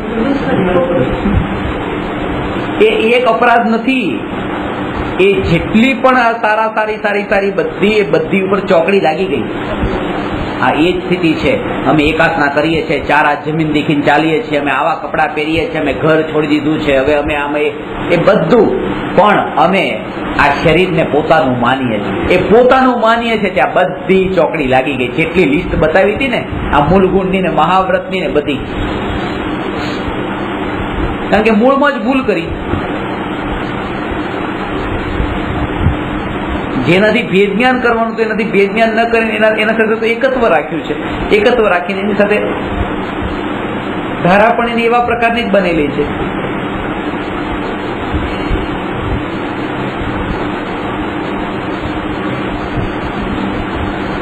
એટલે બે વાત કે ભલે એને 5 ક્રિયાની જગ્યાએ 3 કરી હોય તો ચાલે, પણ ભેદ જ્ઞાનની જરૂર હતી. એ મીંડા ઉમેરવામાં જ પડ્યો છે, એકડાનો વિચાર જ નથી.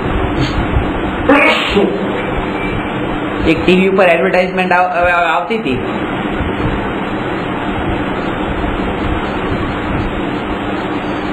મને બરાબર યુક્તિ તર્ક વાળી લાગી. બરાબર કે એક છોકરો છે, બાપા પાસે ઘણા પૈસા હતા, પણ બાપાએ કીધું કે મારે તને બિલ ગેટ્સની જેમ કે આટલા ટકા મારે તને 10% આપવા છે એમ કે, અને બાકી 90% હું બધે સોસાયટીમાં ચેરિટી કરી દઈશ, બધે એવી રીતે ધર્મના કામમાં, સોશિયલ વર્કમાં મોકલે. તો એને એકડો કર્યો, પછી એના ઉપર 2 મીંડા કર્યા, 100, 3માં 1000, 4માં 10,000, 5માં લાખ, એમ કરતા કરતા 10 લાખ કર્યા, પછી 1 કરોડ કર્યા. એટલે પપ્પા તો આ બેડ રેસ્ટ ઉપર હતા, પથારી ઉપર હતા. છોકરો કે પપ્પા 1 મીંડું વધારે છે, 1 મીંડું વધારે છે, 1 મીંડું વધારે છે. તોય પપ્પાનો હાથ ચાલતો નતો, એવા ઢીલા હાથ પડી ગયા હતા. છેલ્લી ઘડી હતી તોય આ માંડ કરીને આમ કરીને 1 મીંડું આમ કરે છે. પાછો કે 10 કરોડ પપ્પા 1 મીંડું આમ કરે છે. મીંડું પૂરું થાય છે ત્યાં તે બહાર હોય છે, તો ત્યાં ઝાડની નીચે ખાટલો ઢાળેલો હોય છે, તો એ ઝાડ ઉપરથી એક પક્ષી ચિતરે છે, એ એકડા ઉપર જ સીધો ચિતરે છે, અને અહીંયા પપ્પા જતા રહે છે કે લ્યો ફટી ગયું. કેટલાય મીંડા ચડાવડાવ્યા, પણ એ એકડા ઉપર જ તે ચિત્ર્યું, બધું જતું રહ્યું. આ એરા જેવી સ્થિતિ છે કે આ જેટલા પણ વ્રત તપને ક્રિયાકાંડ એ એકડા વગરના મીંડા સમાન છે, જો ભાન નથી કે હું કોણ છું.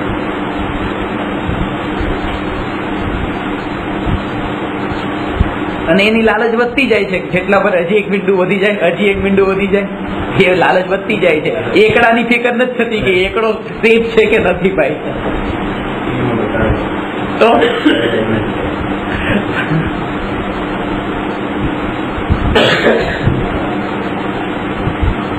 પર પદાર્થની અપેક્ષાએ આત્મા નાસ્તિ સ્વરૂપ છે.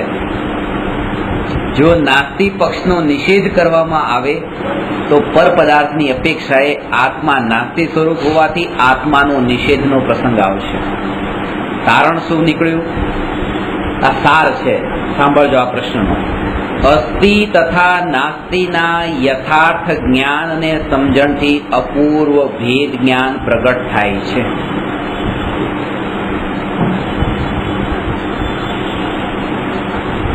ભેદ જ્ઞાનના અભ્યાસથી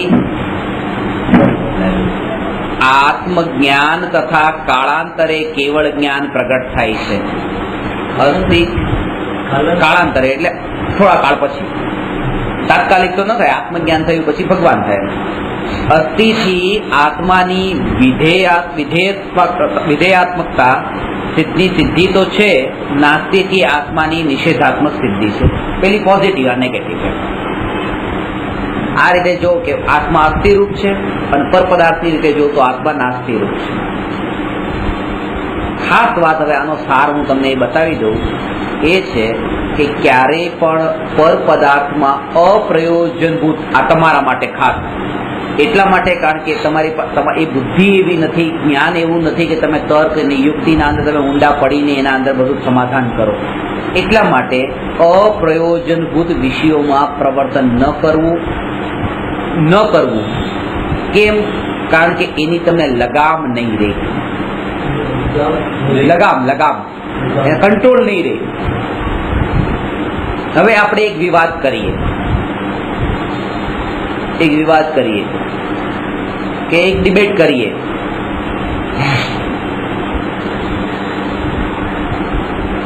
કે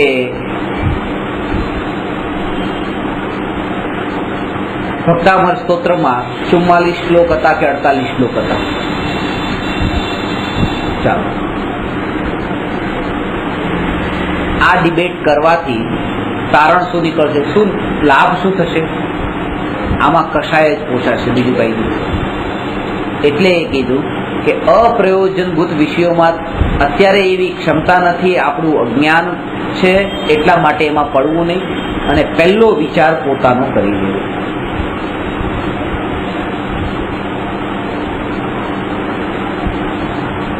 તમને એ પછી યાદ પણ ન રહે.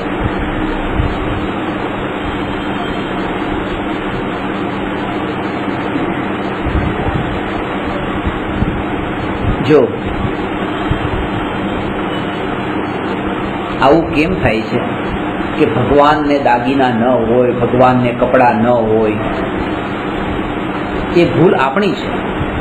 જે પહેરાવે છે એમની ભૂલ નથી, ભૂલ આપણી છે. જેમ હું તમને એમ કહું કે હિન્દુ મતમાં આવી રીતે રામને ને કૃષ્ણને ને એવી રીતે રૂપ બધા રાસલીલાને પરિગ્રહ વાળા ને સ્ત્રી વાળા ને એવા રૂપમાં ભગવાનને મંદિરમાં સ્થાપ્યા છે. તમને એ જેટલો ખેદ થતો હોય એના કરતા વધારે ખેદ મહાવીર ભગવાનને કપડાં પહેરાવી દીધા એમાં વધારે થાય. પણ એનું એક જ કારણ છે કે તમે રામ અને કૃષ્ણને અન્ય મત જાણી લીધું છે, એટલા માટે અન્ય મતમાં આવવું હોય. પણ આને પોતાનો જૈન મત જાણ્યો છે એટલા માટે અહીંયા આવવું કેમ? પણ ટોડરમલજી કહે છે અમે એને પણ અન્ય મતનું નિરાકરણ જે 5મા અધિકારમાં કરીએ છીએ ને એ ચેપ્ટરમાં જ એને રાખી દઈએ છીએ. એટલે અમને બહુ વધારે તકલીફ નથી પડતી કે આવું કેમ કરે છે. હા, અમે અન્ય મતમાં માની લીધા, એ જૈન મત નથી.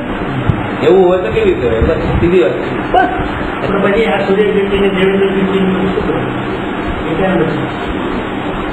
જે વસ્તુ અત્યારે તમને એ વસ્તુ બતાવું કે આપણા આ અત્યારે 2 વર્ષ 5 વર્ષ મેં હમણાં એક આર્ટિકલ લખ્યો છે, તમને પણ આપીશ, અઢી પૂતગલ પરાવર્તન ઉપર.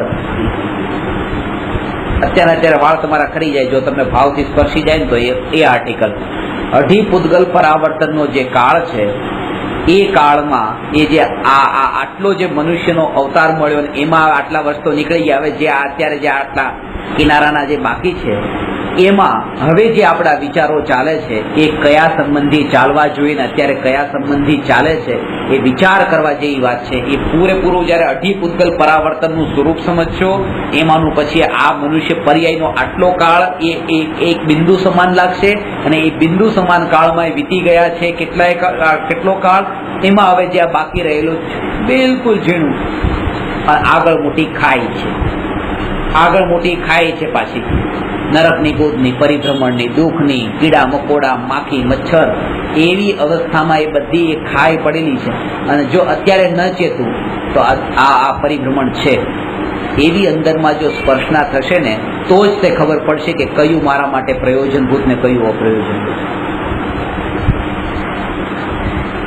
તમે મરી જાઓ એટલે અહીંથી મરી ગયા પછી જેમ અહીંયા જે ચાલતું હોય ચાલતું રહે, તમને શું ફરક પડે? બસ તો એવી રીતે અત્યારે જે ચાલતું હોય ચાલતું રહેવા દો. નહીં તો હું બહુ મોટો અધર્મ કરું છું, ખરેખર બહુ મોટો અધર્મ કરું છું. હું કહું છું કે મારા સાહેબ ધર્મ નથી કરતા, પણ મારા સાહેબ ધર્મ નથી કરતા આવો જે મને ભાવ આવ્યો એ જ મારો અધર્મ થઈ ગયો. કારણ કે મારું ધ્યાન ક્યાં ક્યાં જાય છે. મારે જે પોતાનું કરવાનું છે એનો કોઈ વિચાર જ નથી આવતો. પોતાનામાં અનંત દોષ ભરેલા પડ્યા છે ને બહાર કાઢવાના છે એનો વિચાર તો આવતો નથી ને ઉલટો આ વિચાર પેલા આવી જાય છે. મારે શું મતલબ છે? આવા કેટલાય હોય છે અત્યારે આજુબાજુમાં. અત્યારે મને લાગે જો તમે આ બહુ વિકલ્પ બહુ કરો, તમારા જેવા તો અનંત જીવ જગતમાં છે. આ તમે મારી બાજુ બેઠા એટલે હું તમારા વિચારમાં અટકી જાઉં? અટકવાનું નથી. જેમ બીજા બધામાં નથી અટકતું એમ તમારામાં અટકવાનું નથી. હું મારું કરું. એને અપ્રયોજનભૂતની કેટેગરીમાં મૂક્યું. અને શરૂઆત ક્યાંકથી તો કરવી પડશે, ક્યાંકથી તો શરૂઆત કરવી પડશે.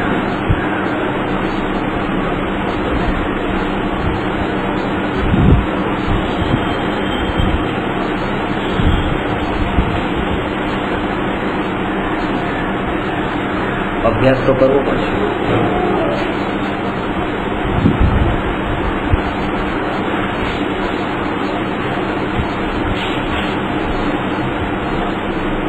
તમે જાણી લીધું ને કે આ વિતરાગી દેવનું સ્વરૂપ છે, આ વિતરાગી ગુરુનું સ્વરૂપ છે, આ વિતરાગી શાસ્ત્રનું સ્વરૂપ છે. હવે આ રમેશભાઈ છે એ ખોટી રીતે ધર્મ કરે છે, આ સુરેશભાઈ છે એ આમ કરે છે, એ આમ કરે છે, એ બધા પ્રયોજનમાં હવે મારું શું હિત થયું? જ્યારે પોતાના એકપણાનો આપણે વિચાર કરીએ છીએ ને કે હું એક અને આ જગતથી ન્યારો, તો જ આ વિચાર આવે છે કે હવે મારે આગળ જવાનું છે તો મારે મારામાં હવે શું કરવાનું છે. બહુ સૂક્ષ્મ વાત છે, બહુ સૂક્ષ્મ વાત છે કે વિતરાગી એવા વિતરાગી ભાવલિંગી સાધુની વાત નહીં, વિતરાગી એવા પરમાત્મામાં જયારે મારે અટકવાનું નથી તો આવા રાગી સાધુમાં અટકીને મારે શું લાગશે? વિતરાગીમાં નથી અટકવાનું તો રાગીમાં કેમ અટકવું? જે અત્યારે અટકી જવાય, આપણને એમ લાગે ખરેખર આમ કેટલો માયાચાર થાય છે, કેટલું મોટું પાપ થાય છે, આ સાધુના નામે પૈસા કમાવાય, સાધુના નામે આ બધું થાય છે. એ બધું થાય પણ એ એટલે થાય છે કારણ કે હજી આપણે લક્ષ્ય નથી બદલી. આ બહુ મોટો ફટકો પડે કારણ કે અંદરની આપણી વૃત્તિ એવી હોય કે આ બધામાં આપણે એક જસ્ટ એને ઇન્ટરપ્રિટેશન બધું કરવાની એક આદત પડી ગઈ હોય ને કે આવા છે ને આવા છે ને આવા છે ને બધાના માટે, એટલા માટે બહુ મોટો ફટકો પડે અને નથી સાંભળવું.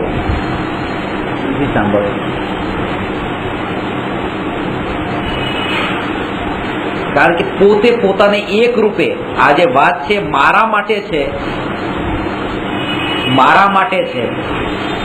એવું નથી લાગતું. અંદરમાં આ વાત સ્પર્શી નથી. મારા માટે, મારું એટલે પોતે એક.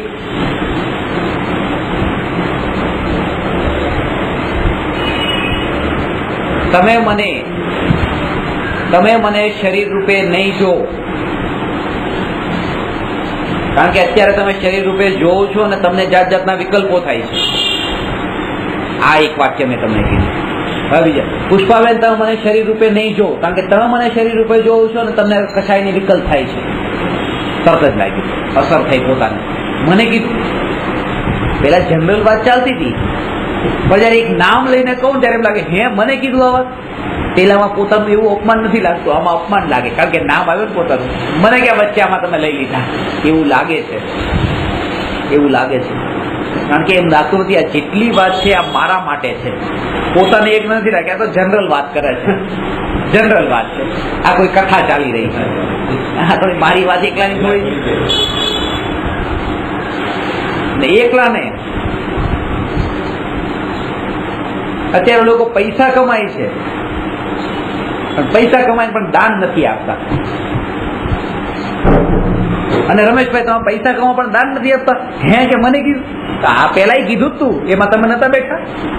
પણ લાગતું હતું કે અમારી વાત છે બધા માટે કે છે, કોઈ બીજા માટે ચાલે છે. આ આત્માની વાત ચાલતી હોય ત્યારે ગુરુદેવ વારંવાર કીધા, જયારે હું આત્મા કહું ત્યારે આ બધાને તો એમ જ લાગે એક આત્મા કોઈ હશે એની આ બધી વાત છે આત્મા. એમ નથી લાગતું મારી વાત કીધી, મને કીધું છે. એની સાથે એવી તન્મયતા નથી લાગતી જે વાત આવે છે એમાં. વિશેષતાથી એ ફરક પડે છે. એક નામ લઈને એમ કીધું તરત જ લાગે કે જો આ સીધી મને સ્પર્શી ગયું.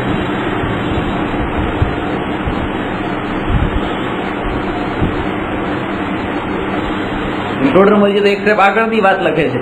એ તો કહે છે કે માનો 100 જણાનું આમ ટોળું બેઠું હોય, દ્રષ્ટાંત તમને આપું છું. ભાવ ટોળરમલજીનો એ છે કે 100 જણાનું ટોળું બેઠું હોય અને એમાં વક્તા એમ કે આજકાલ લોકો પૈસા કમાય છે પણ દાન નથી આપતા. તો જે રમેશભાઈ નામના જે વ્યક્તિ છે એને એમ જ લાગે જો મારા માટે જ આ કહે છે, હું દાન નથી આપતો ને એટલે મને સંભળાવે છે. પેલી વાત ખરેખર અમે એમને સંભળાવવા માટે ન કીધું, એ જનરલ કીધું, પણ એ એના ઉપર એવી ઓઢી લે જે નથી ઓઢવાની એ ઓઢી લે છે, અને જે લેવાની છે પોતાના ઉપર એ લેતો નથી. એમ લાગે તો જનરલ વાત છે, મારી વાત ક્યાં છે.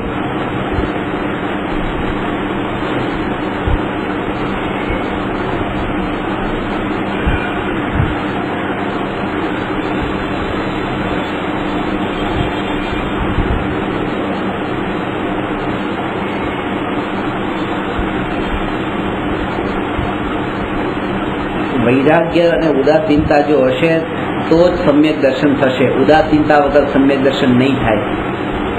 જ્ઞાનીને સમ્યક દર્શન થયા પછી વિષયના ભોગ હોય છે. જ્ઞાની ભોગને ભોગવે છે, સમ્યક દ્રષ્ટિ ભોગને ભોગવે છે, અને ભોગને ભોગવીને પણ ભોગને ભોગવતા ભોગવતા પણ નિર્જરા થાય છે. જ્ઞાનીને કર્મ ખપે છે ભોગ ભોગવે તો પણ.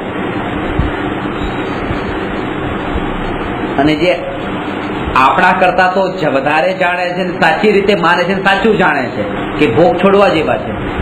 આપણે તો ભોગવવા જેવા છે એમ જાણીએ છીએ તોય છોડવાની ટ્રાય કરીએ છીએ અને છોડીએ પણ છે.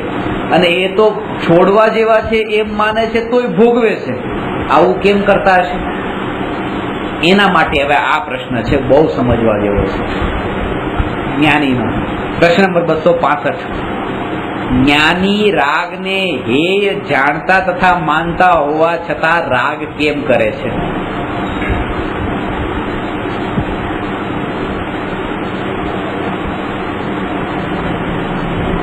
જ્ઞાની રાગને હેય જાણતા તથા માનતા હોવા છતાં રાગ કેમ કરે છે? ખબર છે કે જો કોઈમાં પ્રેમ પણ કરવો નહીં, રાગ પણ કરવો નહીં, દ્વેષ પણ કરવો નહીં, મોહ પણ કરવો નહીં. કે રાગ શબ્દ ખાસ વાપર્યો. રાગનો મતલબ બધા ભાવ, રાગાદી ભાવ. રાગને તો જાણે છે કે રાગ તો મૂળ છે. એટલે ભગવાનને આપણે વિતરાગી કહીએ છીએ. ભગવાને રાગ છોડી દીધો છે ને, ભગવાને દ્વેષ નથી છોડ્યો, તો ભગવાનને વિતદ્વેષી ન કહેવાય. ભગવાને મોહ નથી છોડ્યો, ભગવાનને વિત મોહી ન કહેવાય. ખાલી વિતરાગી ભગવાનનો જયો, વિતરાગી ભગવાનનો જયો. કે બરાબર છે, વિત રાગી પણ કહેવાય, વિત દ્વેષી પણ કહેવાય ને વિત મોહી પણ કહેવાય. પણ જેને તમે વિતરાગી કીધા એને વિત દ્વેષી અને વિત મોહી ન કહો તો ચાલે, કહેવાની જરૂર નથી. અને જો કહો તો કોઈ એમ જ કહેશે તમને વિતરાગી કોને કહેવાય એની ખબર નથી. કારણ કે જેમ કે તમે કોઈને એમ કહો કે આ કરોડપતિ છે તો પછી તમારે લાખો પતિ છે ને 1000 પતિ છે એ કહેવાની જરૂર નથી. અને પાછા તમે જો એ એડ કરો કે આ કરોડપતિ છે ને લાખોપતિ છે, એનો મતલબ એ કે તમને કરોડપતિની ખબર નથી. કારણ એ છે કે સૌથી પહેલા જીવ વિત મોહી થાય છે, પછી વિત દ્વેષી થાય છે, અને પછી વિતરાગી થાય છે. એટલે વિતરાગી જયારે આપણે કહીએ ત્યારે એમાં વિત મોહ ને વિત દ્વેષ ગર્ભિત છે. પેલા મોહ છૂટે છે, પછી દ્વેષ છૂટે છે, પછી રાગ છૂટે છે. રાગ ને સૌથી વધારે ચીકણો કીધો. દ્વેષ છોડવો સહેલો છે, રાગ છોડવો અઘરો છે. કે આપણા વચ્ચે ઘણા વર્ષોની દુશ્મનાવટ ચાલે છે, શત્રુતા ચાલે છે, વેર જે ચાલે, ચલો આપણે સમાધાન કરી લઈએ, બેસી લઈએ, એકબીજાને પેંડા વેચીને મોઢું મીઠું કરી લઈએ, ચલો પતી ગયું. પણ 60 વર્ષનો આપણો સંબંધ છે, હવે આપણે બસ સંબંધ તોડી નાખીએ. આ બહુ અઘરું છે.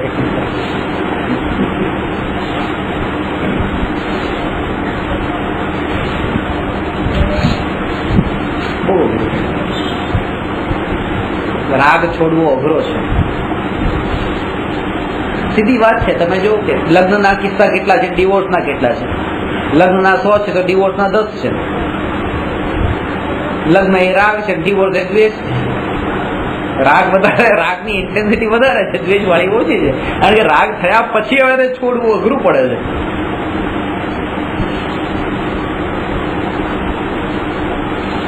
એટલે આપણા ઘરમાં પણ કોઈ વસ્તુ એવી આવી ગઈ હોય ઘરમાંથી બહાર જતી નથી મર્યા પહેલા, એટલે તૂટે ફૂટે પછી આપણે ઘરમાંથી કચરામાં બહાર કાઢીએ, બાકી ત્યાં સુધી ઘરની બહાર કાઢતા નથી આપણે એને. આ રાગ શાસ્ત્રમાં કીધું છે, આજ સુધી જેટલા પાપ થયા છે એ રાગથી થયા છે, દ્વેષથી નહીં. રાગથી. હિંસા, જેટલી પણ હિંસા છે ને એ હિંસા રાગથી થાય છે, દ્વેષથી નહીં.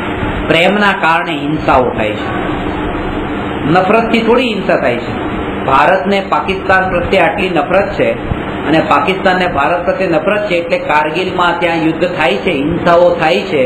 આ તો દ્વેષથી થાય છે, નફરતથી થાય છે. અંદરમાં કેટલો વેર પડેલો છે, એને વેરના કારણે એને હિંસા થાય છે. એમ બિલકુલ નથી. નફરતથી હિંસા નથી થતી, પ્રેમથી હિંસા થાય છે. પાકિસ્તાનને કાશ્મીરનો પ્રેમ છે, ભારતને કાશ્મીરનો પ્રેમ છે. એ પ્રેમ છે એટલે આ હિંસા છે. એ વાત અલગ છે કે પ્રેમ બેયને છે ને બેયને નથી મળતું એટલે બેયને પછી એ પ્રેમ ના કારણે પછી એકબીજા ઉપર નફરત થઈ ગઈ. પણ એ નફરતનું મૂળ કારણ તો પ્રેમ છે, રાગ છે. જેટલા પણ યુદ્ધો થયા, મહાયુદ્ધો થયા, બધા રાગથી થયા, દ્વેષથી નહીં. અમેરિકાએ ઈરાક ઉપર હુમલો કર્યો. ઈરાક સાથે શું નફરત છે? એને તો તેલના કુવામાં રાગ છે. એને તો રાગ છે એટલે પછી આ હિંસા છે. રાગ ન હોય તો હિંસાની વાત જ ક્યાં? એટલું પણ આફ્રિકામાં મારા નજરની સામે જ છે, એક મોલના અંદર જ છે, રાતના 7-8 વાગ્યા, દાગીના માંગ્યા, દાગીના નહીં આવે ત્યાં ગોળી મારી દીધી. દાગીના તો પહેરેલા રહ્યા શરીર ઉપર જ છે, જીવન જતું છે. આજે હિંસા કરી એની સાથે કોઈ વેર છે નતું, ઓળખાણ નથી, કઈ નથી, કઈ લેવા દેવા નતા. રાગ હતો દાગીના, રાગની પૂર્તિ ન થઈ તો હિંસા થઈ. મૂળ તો રાગ છે.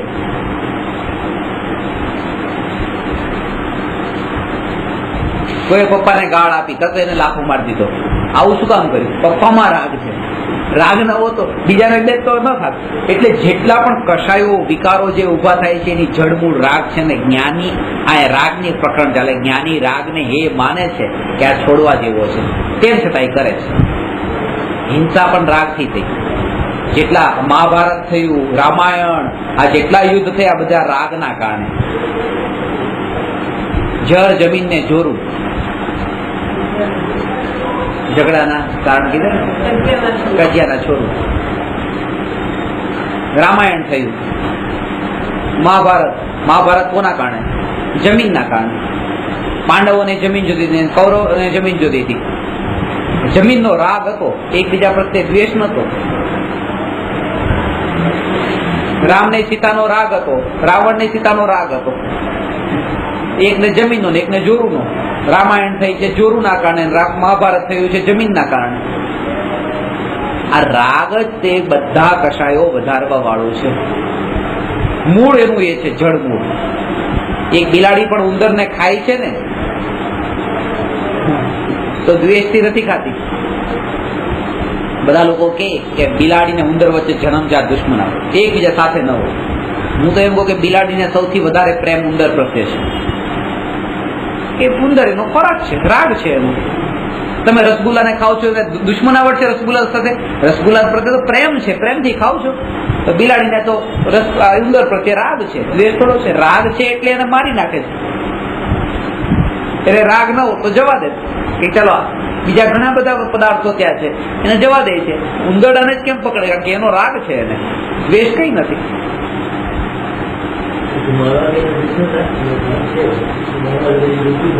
આપણે રસગુલ્લાને બટકા ભરીએ છીએ, આપણને દુઃખ થાય છે. અરે મજા લઈએ છીએ કારણ કે આપણે તો રાગને પોષીએ છીએ. કટકા તો થઈ ગયા અંદર ગયા, પછી ચૂરે ચૂરા થઈ ગયા. દુઃખ ન થાય. આપણે આટલો રાગ હતો તો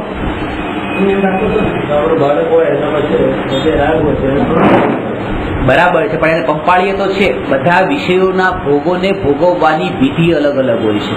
રસગુલ્લામાં તમને રસની વિધિ છે, રસના ઇન્દ્રિયનો વિષય બન્યો છે, અને પેલો બાળક તમારા ચક્ષુ ઇન્દ્રિયનો વિષય બન્યો છે. તમે એને કેવી રીતે ભોગવવા માંગો છો એ છે.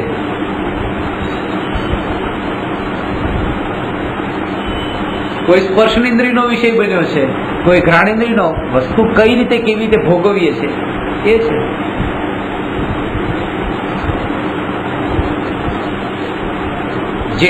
જેટલી હિંસા રાગના કારણે, જેટલા જૂઠ રાગના કારણે. શેઠ ગ્રાહક આવ્યો, કીધું લ્યો આ બિલ જોઈ લો. શેઠ ગ્રાહકને ખોટું નથી બોલતો, આ 80 ની વસ્તુ આવી છે, 90 માં વેચું છું, જો બિલ જોઈ લો. માં કસમ, બાપ કસમ, આ કસમ, તે કસમ, જેની કસમ ખાશે જોઈ લો. આ જેટલું ખોટું, જેટલું જૂઠું, આ રાગના કારણે. પૈસા કમાવાનો રાગ છે. એને ગ્રાહક પ્રત્યે દ્વેષ થોડો છે કે એટલે ખોટું બોલે છે. પૈસામાં રાગ. કોઈ શેઠની તિજોરી લૂંટવા માટે જાય, તોડવા માટે જાય તો પૈસાનો રાગ છે. તિજોરીમાં જે માલ પડ્યો છે એનો રાગ છે. શેઠ પર દ્વેષ થોડો છે. શેઠ ઉપર દ્વેષ હોત તો શેઠની ખોપડી ફોડે, તિજોરી ન તોડે. તો રાગ છે. જેટલી ચોરી થાય છે એ રાગના કારણે થાય છે, અને જેટલી પર સ્ત્રીની ઇજ્જત લૂંટાય છે, મા બેનની ઇજ્જત લૂંટાય છે, બધી રાગના કારણે. નફરતથી કોણ ઇજ્જત લૂંટે છે? રાગ છે. એ રાગથી કુશીલનું સેવન થાય. અને ઘરમાં જેટલી વસ્તુઓ ભેગી કરી છે, ટેબલ, ખુરશી, સોફા, આ તે બધું, એ દ્વેષથી ભેગું કર્યું છે? બધું રાગથી ભેગું કર્યું છે. પરિગ્રહ રાગથી ભેગો થાય છે. પાંચેય પાપ, હિંસા, જૂઠ, ચોરી, કુશીલ ને પરિગ્રહની જડ રાગ છે. અને એટલા માટે જૈન ધર્મમાં દ્વેષ કરતા રાગને છોડવા ઉપર વધારે જોર આપ્યું છે. વિતરાગાય નમઃ, દ્વેષાય નમઃ નહીં.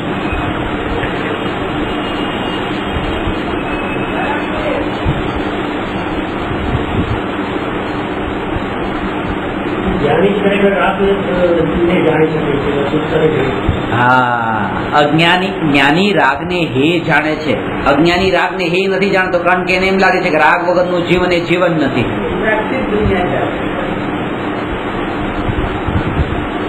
ગુરુ જયારે શિષ્યને એવો ઉપદેશ આપે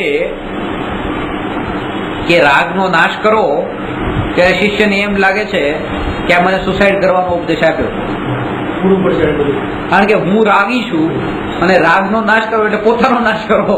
કારણ કે હું જ રાગરૂપ છું, અને પોતાનો નાશ કરો એટલે સુસાઇડ કરો. પ્રેમ વગર જિંદગી જીવવી કેવી રીતે? સુખી સુખી જિંદગી. રાગ વગરનું જીવન તે જીવન નથી. જીવન હોય જ નહીં. હા, પૈસા વગર જીવન ચાલે, ગાડી વગર જીવન ચાલે, કપડા વગર જીવન ચાલે. રાગ વગર જીવન કેવી રીતે ચાલે?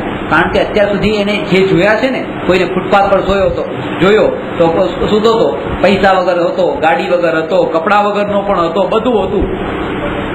એવા એને દેખ્યા છે એટલે એમ લાગે છે કે આના વગર તો જીવન ચાલે. પણ રાગ વગરનો કોઈ દેખાણો નથી આ જગતમાં. એટલે એમ લાગે કે રાગ વગર જીવન કેવી રીતે હોય. એટલે પહેલા જ તે ધર્મના પ્રવેશ જયારે થાય છે ત્યારે બાળકને ગળતુથી જવા પહેલા જે બતાવવામાં આવે છે નમો અંતાણમ, પહેલો શબ્દ એના જીવનમાં ધર્મનો સાંભળ્યો હોય તો નમો અંતાણમ, વિતરાગી હોય છે. અને સાધનાની શરૂઆત ત્યાંથી જ થાય છે. વિતરાગી, પૂર્ણ વિતરાગી હોય છે. અને સાધના સફળ પણ ત્યાં જ થાય છે જયારે પોતે પૂર્ણ વિતરાગી થાય છે. એકડાથી શરૂઆત થઈ ને ત્યાં જ એનું પૂર્ણ થયું. નવકાર મંત્ર સંભળાવે.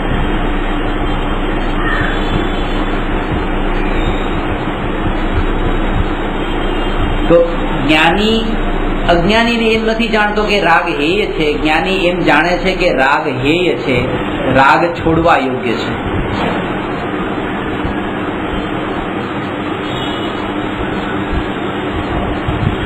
અજ્ઞાની એમ લાગે કે રાગ કરવા યોગ્ય છે, રાગ તો કરવો જોઈએ, મારી જવાબદારી છે, પત્નીને પ્રેમ કરવું મારી ડ્યુટી છે. એ ડ્યુટી નથી. એટલા માટે ભરત ચક્રવર્તીની બધી જે સ્ટોરી આવે છે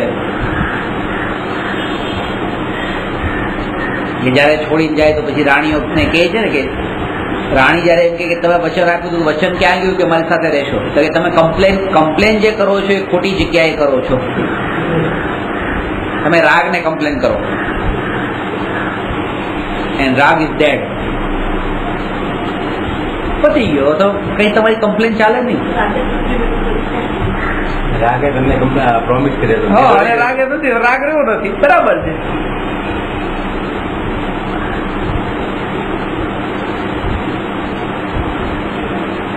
અને આવો ભાવ ખાલી એક પ્રત્યે નહીં, બધા જ પ્રત્યે, બધા પદાર્થો પ્રત્યે.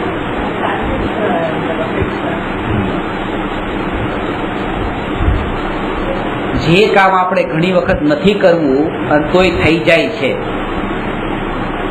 આપણે તો કરવું હોય છે, શ્રદ્ધામાં તો કરવા યોગ્ય માન્યું છે. આ દ્રષ્ટાંતથી કે નથી કરવું તોય થઈ જાય છે, તો એ આપણે એને ઉદય જાણી લઈએ છીએ. એવી રીતે જ્ઞાની એને ઉદય જાણી લે છે કે કરવા યોગ્ય નથી, તેમ છતાં ઉદયગત એ ભાવ આવ્યા છે. કારણ કે આ ભાવ ભાવવામાં આવ્યા હતા અજ્ઞાનીઓ વડે, અજ્ઞાની દશામાં. અને હવે જ્ઞાન થયા પછી પણ હવે એ નિર્જરા નથી પામ્યા એટલે ઉદયમાં આવે છે. પણ એ વખતે તો જ્ઞાન છે એટલા માટે સમજણના બળ પર એ નવા બંધાતા નથી અને નિર્જરા પામી જાય છે. જો અજ્ઞાન દશામાં જે પાપ બાંધ્યા હતા, હવે સમ્યક દર્શન પામ્યા, હવે ઉદયમાં આવ્યા, ઉદયમાં આવે છે એટલે જ્ઞાની એને ભોગવે છે. એ ભોગવતા નથી, જ્ઞાની એને જાણે છે. એ તો દુનિયાને એ દેખાય છે કે ભોગવે છે. શ્રેણિક મહારાજાએ અજ્ઞાન અવસ્થામાં મુનિરાજ ઉપર ઉપસર્ગ કર્યો ને પાપ બાંધ્યા અને પછી પાપને છોડી દીધા.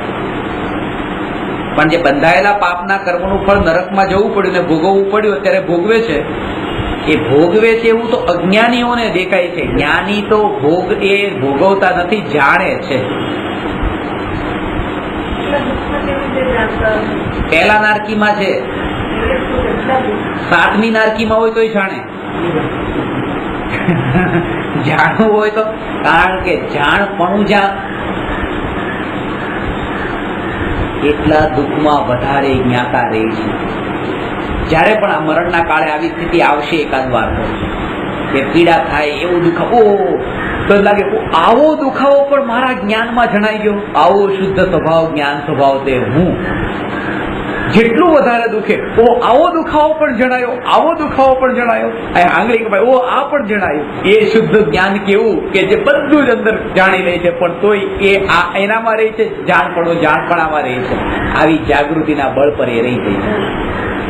જેટલી વધારે પીડાને વેદના છે એ જ્ઞાતાપણાનું કારણ બની જાય છે નારકીઓને. તત્વાર્થ સૂત્રમાં કારણ બતાવ્યું છે કે નારકીઓને સમ્યક દર્શન પ્રાપ્ત થાય છે. એનું કારણ શું? કે નારકીઓની વેદના જ સમ્યક દર્શનનું કારણ છે. કે વેદનામાં આ ભેદ જ્ઞાન કરે છે. આ વેદના તે હું ને વેદના આ જાણવામાં મળી નહીં, જાણવામાં રહ્યું.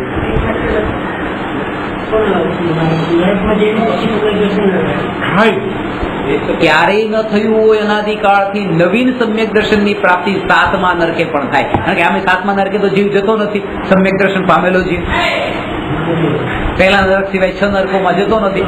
તો 7મા નરકમાં પણ ગુરુદેવ કહેતા સમ્યક દર્શન વિના, સાંભળો છો ને, સમ્યક દર્શન વિના ચક્રવર્તીનું પદ પણ નહીં જોઈએ, અને સમ્યક દર્શન સાથે 7મું નરક પણ મંજૂર છે. કેમ? કારણ કે સમ્યક દર્શન વિના ચક્રવર્તીનું પદ પણ અનંત દુઃખ છે, અને સમ્યક દર્શન સાથે 7મું નરક પણ સુખરૂપ છે.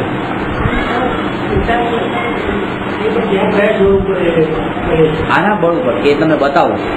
જો કે આ વિધિ તમારે શીખવાની જરૂર નથી, જે જવાના હોય એ શીખે, પણ આપણે ભણવા બેઠા તો સમજી તો લઈએ, જેથી કરીને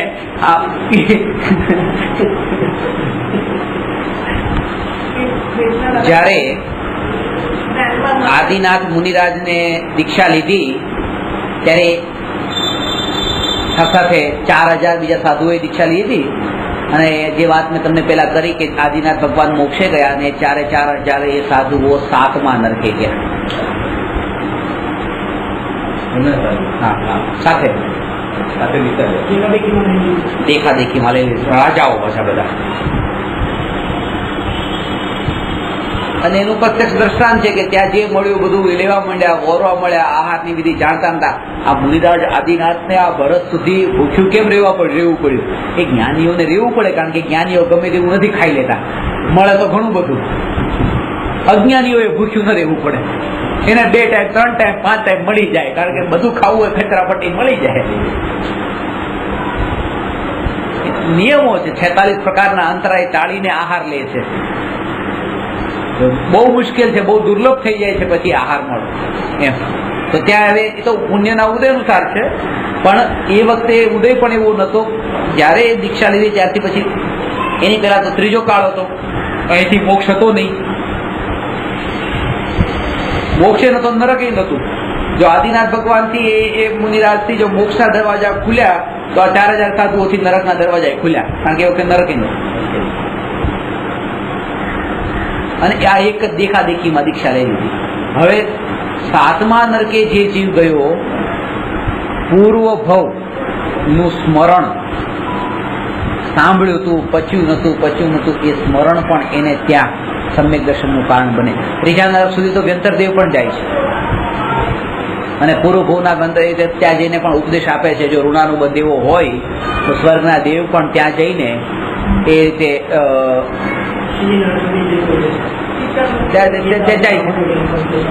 બીજા પણ વૃદ્ધિધારી દેવો, વ્યંતર જ ને બીજા પણ વૃદ્ધિધારી દેવો હોય તો એવી રીતે ત્યાં લબ્ધિથી એવી રીતે ત્યાં જાય છે, અને પૂર્વ ભવનો ઋણાનુબંધ હોય તો પૂરો કરે છે. અને એ ઈચ્છાથી ન થાય, એ ઋણાનુબંધ એવો હોય તો થાય, એ સહજ. એમ જ એવો જ યોગ હોય, પ્રકૃતિની વ્યવસ્થા પણ એવી જ હોય. હું જે ઘરમાં રહું છું એ ઘરની બાજુમાં જ એક ભાઈ રહે છે, એ ઘરની બાજુમાં રહેવા વાળા ભાઈ મારા એક પણ પ્રવચન સાંભળવા આવતા નથી, સાંભળવાની ઈચ્છા નથી, રસ નથી, કઈ નથી. અને હું આ 729 કિલોમીટર જવાના, 729 દર અઠવાડિયે આવવાના, આ તમારી પાસે અહીંયા આવું છું, આ શું છે? આ તમારે સાંભળવાનું, મારે કહેવાનું. આવો ઋણાનુબંધ હોય તો ત્યાંથી અહીંયા ધક્કો ખાવો પડે. આ ધક્કો આ છે ને, એવી રીતે નરકનો ધક્કો એ જીવે ખાવો પડે જો ઋણાનુબંધ હોય તો. તો શું છે બીજું? તો આ તમારી સાથે પૂરી કરવા આવું છું, ચુકવણી કરવા આવું છું તમારી. જે પૂર્વ કોઈ બંધાયા હતા ચૂકવી નાખો અત્યારે.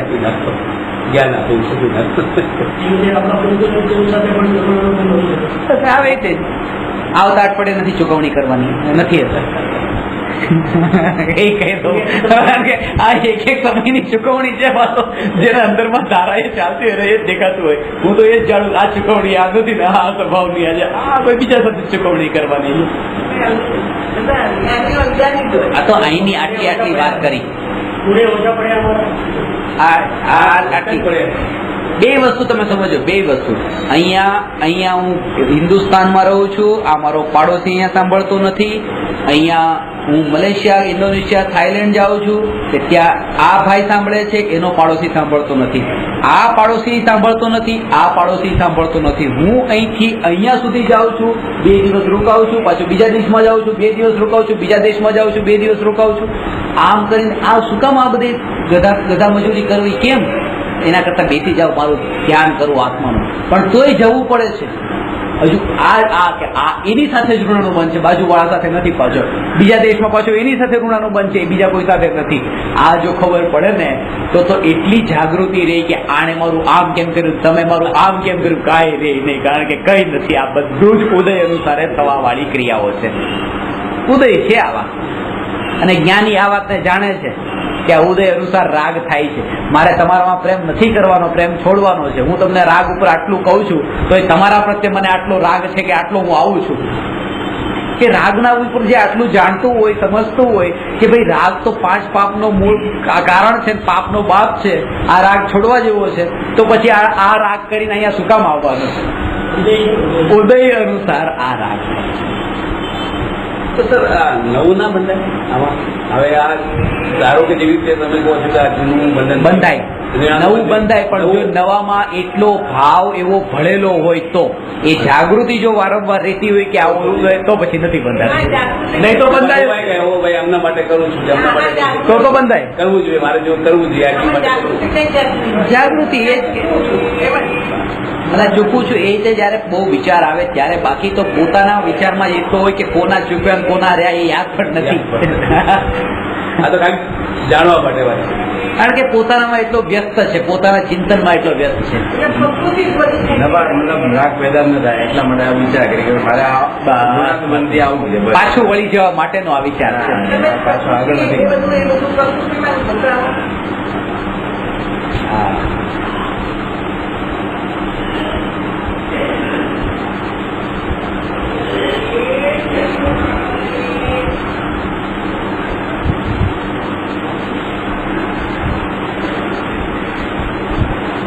જયપુરમાં હું હતો ત્યારે એક કિસ્સો હતો. એક ભાઈને ત્યાં એક કામવાળી કામ કરવા આવતી, રોજ ખાલી 2 કલાક કામ કરતી, બહુ પૈસાદાર. કામ કરવા 2 કલાક બાય આવે જતી રહી. એ કામવાળી સાથે એને પ્રેમ થઈ ગયો. પોતાની પત્ની મરી ગઈ હતી, કામવાળી કામ કરી જતી 2 કલાક. એવો પ્રેમ થયો, કોર્ટ મેરેજ કર્યા, લગ્ન કર્યા, અત્યાર સુધી સાથે છે. હવે ભણતા ને એની બાજુમાં જ છે, અને છાપામાં કિસ્સો આવ્યો. તમે જો કે જેની સાથે 2 કલાકનું ઋણાનું બંધ એ વખતે હતો, પણ પછી આગળ એવો 24 કલાકનો ઋણાનું બંધ આવવાનો છે, તો શું કરે? આ વિકલ્પે આવો જ ઉઠે એને.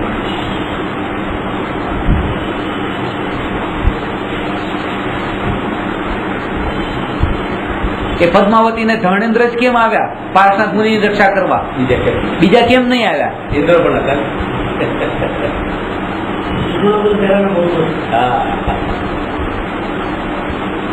કારણ કે નાગ નાગણી જયારે હતા પૂર્વ ભવમાં, ત્યારે બળતા હતા ને લાકડામાં, ત્યારે એ આત્મા સાથેનો એવો ઋણ બચાવવાનો ભાવ આવ્યો હતો, તો એને આ બચાવવાનો ભાવ આવ્યો.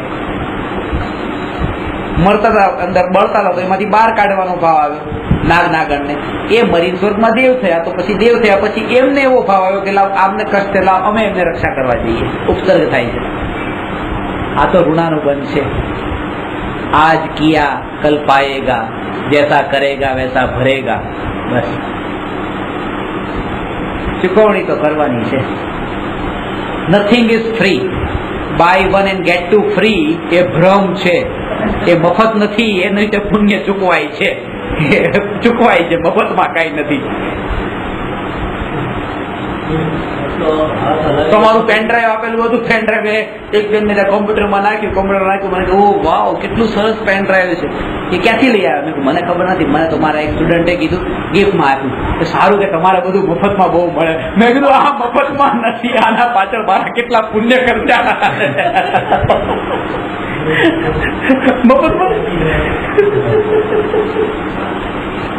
મફતમાં એના પાછળ પુણ્ય નથી ખર્ચ. એ સારું, તમારે તો પૈસા ખર્ચવા ન પડે, ગાડી લઈને બધા તમને જે ક્લાસમાં જાઓ બધા ગાડી લઈને મૂકવા આવે, મફતમાં મૂકવા. મફત નથી. અરે આપો છો, આ તો અત્યારે આપ્યું, પણ આ તો પૂર્વનું કોઈ એવું પુણ્ય બાંધ્યું હતું એનો ઉદય છે. આ તો ગણવાનું જ નહીં પાછું. આ તો ગણ્યું એટલે એનો મતલબ એ થયો કે આ ચુકવણી કરીને વસ્તુ મળી, એમ નથી. કઈ નહીં, એ તો પૂર્વનો એવો ઉદય. બાકી દૂરથી શું દેવલોક માંથી દેવ આવે ને તો દરવાજે મૂકવાઈ જાય એમ નથી આ મુંબઈ વાળા. દેવ એટલે એમ કે આટલા દૂરથી તમે આવો છો તો આટલી ગાડી લઈને મૂકવા જાય. કહું છું દેવલોક માંથી દેવે ઉતરીને આવે ને તો એ મૂકવા જાય એમ નથી. મુંબઈ વાળાને આ બધું પરવડતું નથી. હવે હું નતો તો આ મૂકી આવે કેમને કેવી રીતે વિકલ્પ આવે, કેવી રીતે વિકલ્પ આવે, કોઈ વિચારે પણ ના કર્યો હોય. ના પણ સાહેબ આજે તમને ગાડીમાં મૂકવા બી આવે છે. એક દિવસ એવો હતો કે તમને કોઈ સમજો પાણીનું બી નથી પૂછતું હતું, એનો વિકલ્પ હતો ને. એવી પુણ્યનું ગાડીમાં એ જ માણસો આવે, એ જ માણસો પહેલા બી હતા ને, પણ એ તો કઈ મળ્યા નથી. ત્યાં રેટ જમવાનું બી બિસ્કીટ ના પૈસા બી નથી આપ્યા તમને. ઉદય નહીં થતું. આજે તમને બધું મળે છે. એટલે ગાડીમાં છોડો આવે કે મર્સિડીઝ માં આવે, પણ એ તો ઉદય નહીં થતી આવે. એટલે પોતે જ પોતા.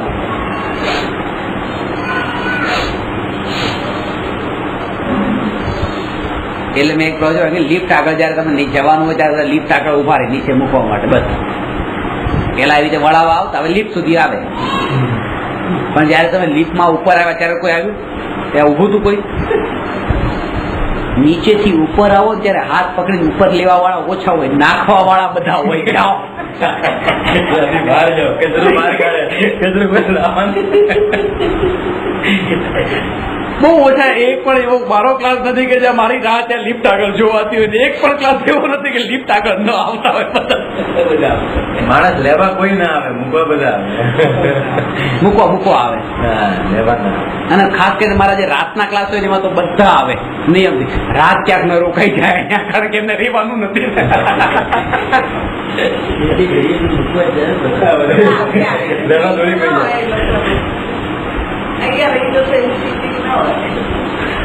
થિંકિંગ નો અવસર જ આપણે નથી આવવા દેતા, એની પેલા જ નીકળી જઈએ છીએ.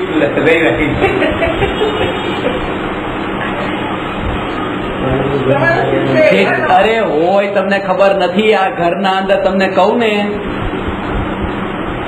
ખબર નથી. આ ધર્મનો રસ તમને એક ને હોય, બાકીના 5 ને ન હોય. આ ઘર એકલું તમારું નથી, તમને ખબર છે, અનુભવ છે તમને. અરે બીજા બધાના વિકલ્પો અંદર ઉભા થતા હોય. હું એમ કહ્યું મારા બસ આજે એક રાત માટે ખાલી મને તમે ઊંઘવા માટે દેજો. ના, એ વ્યવસ્થા નથી. કારણ કે ઘર બહુ મોટું છે.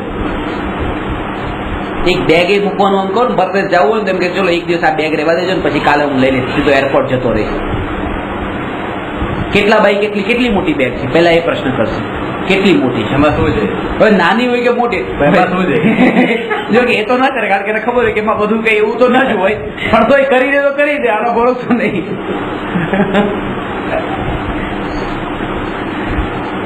આ એવા કાળમાં એવી ભૂમિ પર અવતર્યા છે ને આપણે.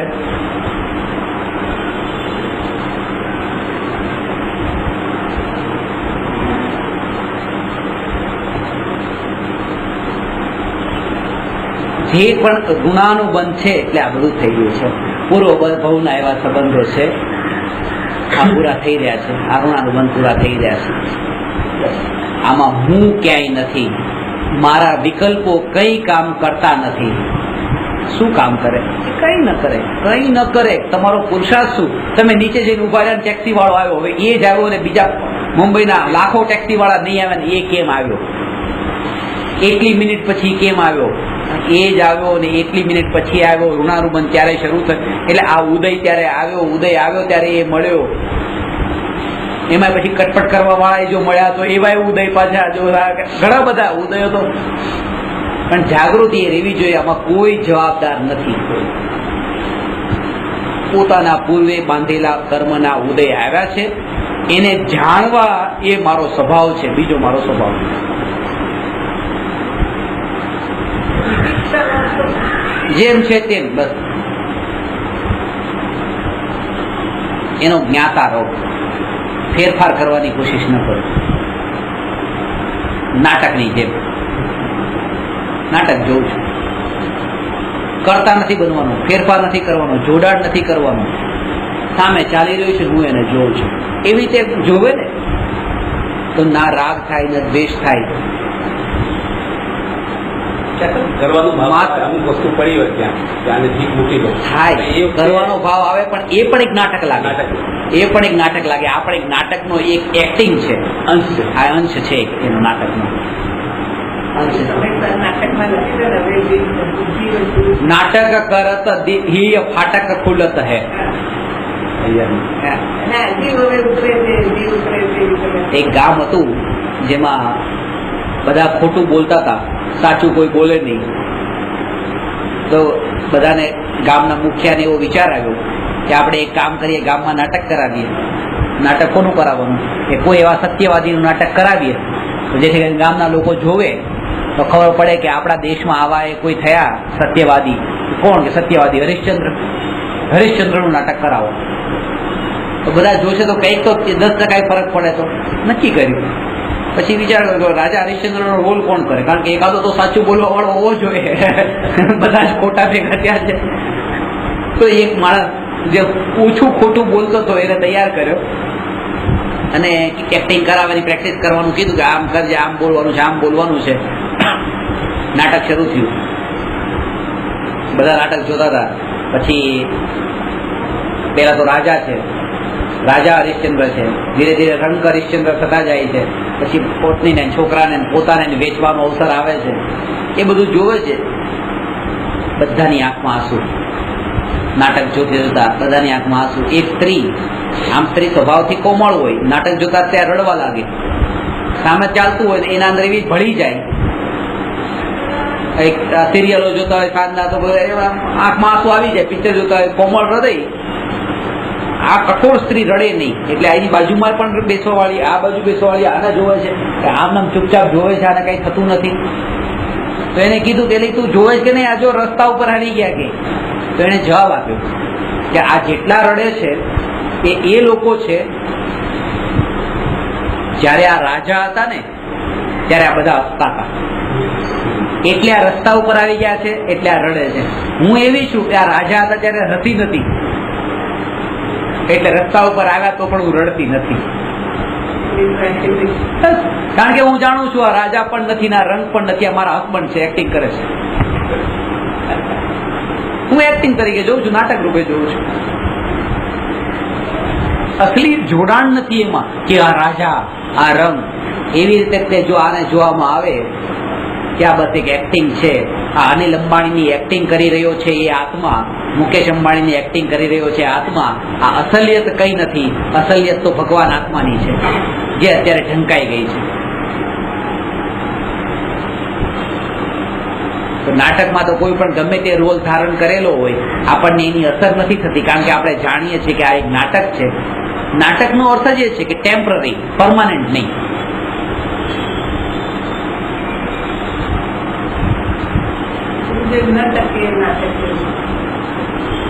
નાટક એ તો નાટક.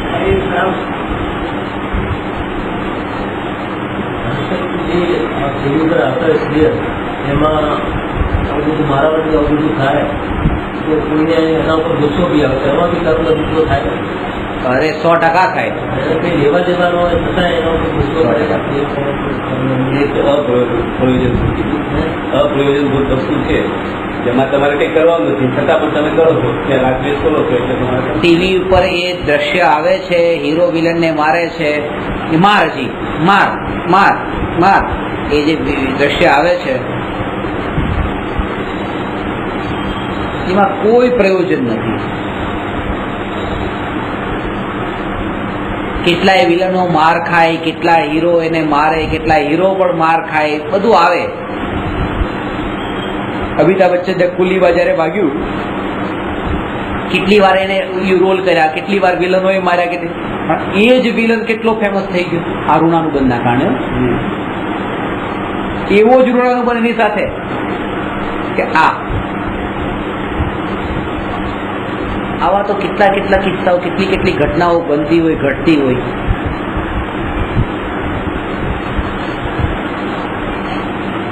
એ નાટક રૂપ છે.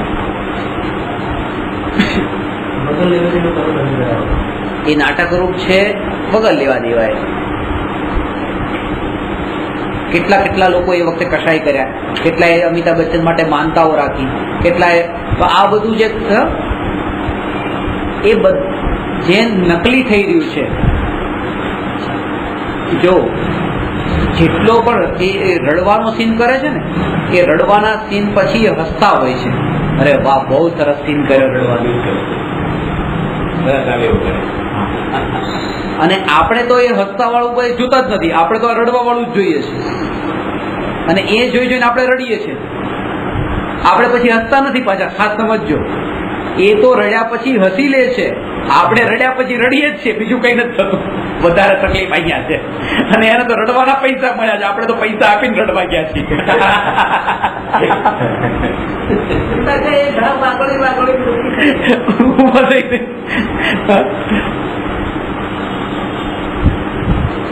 એ નકલી છે બધું. પણ એક વાત ધ્યાન રાખવી કે નકલીને દેખીને જે કશાય અહીંયા થાય છે એ અસલી છે, ને કર્મ બંધાય છે તે અસલી છે, એ નકલી નથી. એ એક્ટિંગ નથી, એ રિયલ છે. પેલી એક્ટિંગ છે, આ રિયલ છે. કારણ કે ભાવો રિયલમાં થયા છે, એ ખાલી એને એક્ટિંગ નથી કરી ભાવોમાં. પણ તોય ગમે છે. જીવને રડવું પણ સુખરૂપ લાગે છે, આનંદરૂપ લાગે છે, ત્યારે તો રડે છે. અને કોઈ રડવા વાળા મૂવી વધારે ગમતા હોય. એ કેમ ગમે છે? કારણ કે રડવામાં પણ એને સુખ લાગે છે.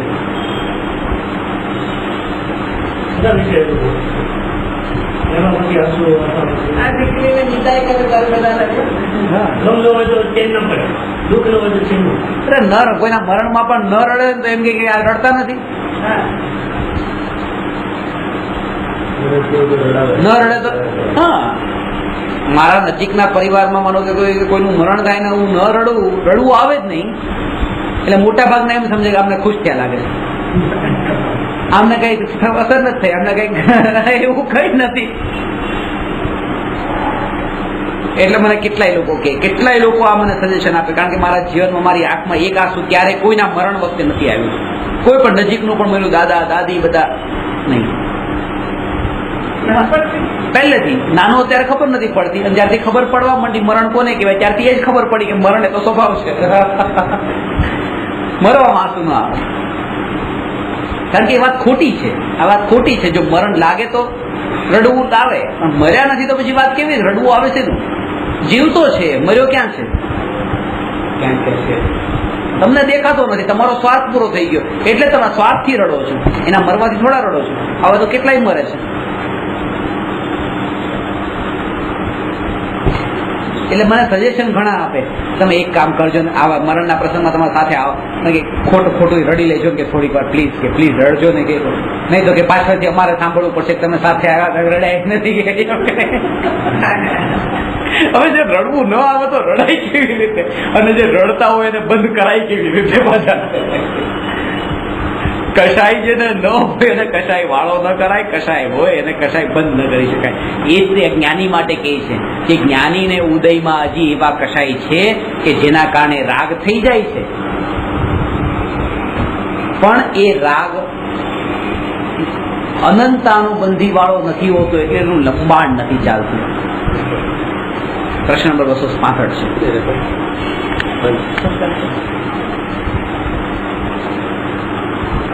એ જ્ઞાનીને કશાય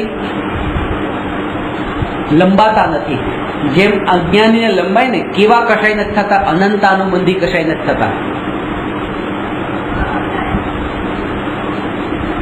એટલે એકના ઉપર ગુસ્સો આવ્યો તો બીજા ઉપર ગુસ્સો, બીજા ઉપર ગુસ્સો આવ્યો ત્રીજા ઉપર ગુસ્સો, એવું નથી થતું.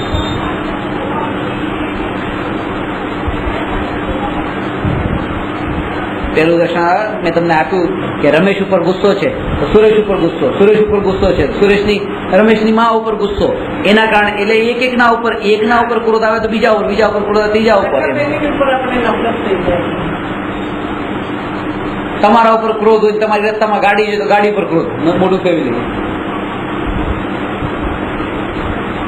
એક રમેશભાઈ ઉપર ગુસ્સો હોય અને દુકાન પર વસ્તુ ખરીદવા માટે ગયા, રમેશ જનરલ સ્ટોર નથી લેવી, હા રમેશના નામની દુકાન. એટલો અંદરમાં ક્રોધ ભરેલો. જો તમને ન આવતો તો સમજવું કે આવો કશાય એટલો તીવ્ર નથી. બાકી આવી તીવ્રતા આત્મામાં પડેલી હોય છે ત્યારે તો શાસ્ત્રમાં બતાવી છે. એ દ્રષ્ટિકોણથી ન હોય તો બીજા દ્રષ્ટિકોણથી હોય, પણ પડી છે.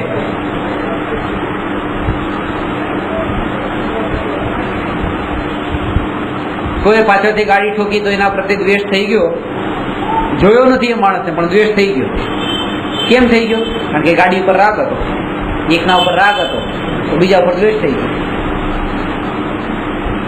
આનું નામ અનંતાનંદ મંદિર. એકમાં કસાઈ છે, ગાડીમાં તો કસાઈ છે, એના કારણે બીજા ઉપર પણ કસાઈ, દ્વેષ થઈ ગયો. તરત જ રાગ હતો, દ્વેષ થયો. ટ્રાફિક પોલીસ આવ્યા, કહેતા હતા દંડવા, ચલ 100 રૂપિયા પર. ટ્રાફિક પોલીસ વાળો તો પાછો રાગ થઈ ગયો. જેના ઉપર રાગ હોય એનું કોઈ અહિત કરે તો એના ઉપર દ્વેષ, જેના ઉપર દ્વેષ હોય એનું કોઈ અહિત કરે તો એના ઉપર રાગ. અને ખબર પડે કે ગવર્મેન્ટે ટ્રાફિક પોલીસને સસ્પેન્ડ કર્યો છે તો ગવર્મેન્ટ ઉપર દ્વેષ, કે તો બહુ સારો માણસ હતો, એને શું કામ સસ્પેન્ડ કર્યો? આવી કશાયોની પરંપરા લગામ વગર દોડતી હોય છે અને એને રોકવા માટે એ જ્ઞાનીને એ રોકાઈ ગયેલી છે. અને તોય હજી આવી કશાયની પરંપરા નથી વધતી, પણ ઊભા તો થાય છે. તો એને જ્ઞાની કેવી રીતે હેન્ડલ કરે છે, કેમ સમજે છે, એના ઉપર વિસ્તારથી ચર્ચા કરવાની છે આગળ. પ્રશ્ન. નમો અરહંતાણમ નમો સિદ્ધાણમ નમો આયરિયાણમ નમો ઉપજ્જાયાણમ નમો લોય સર્વસા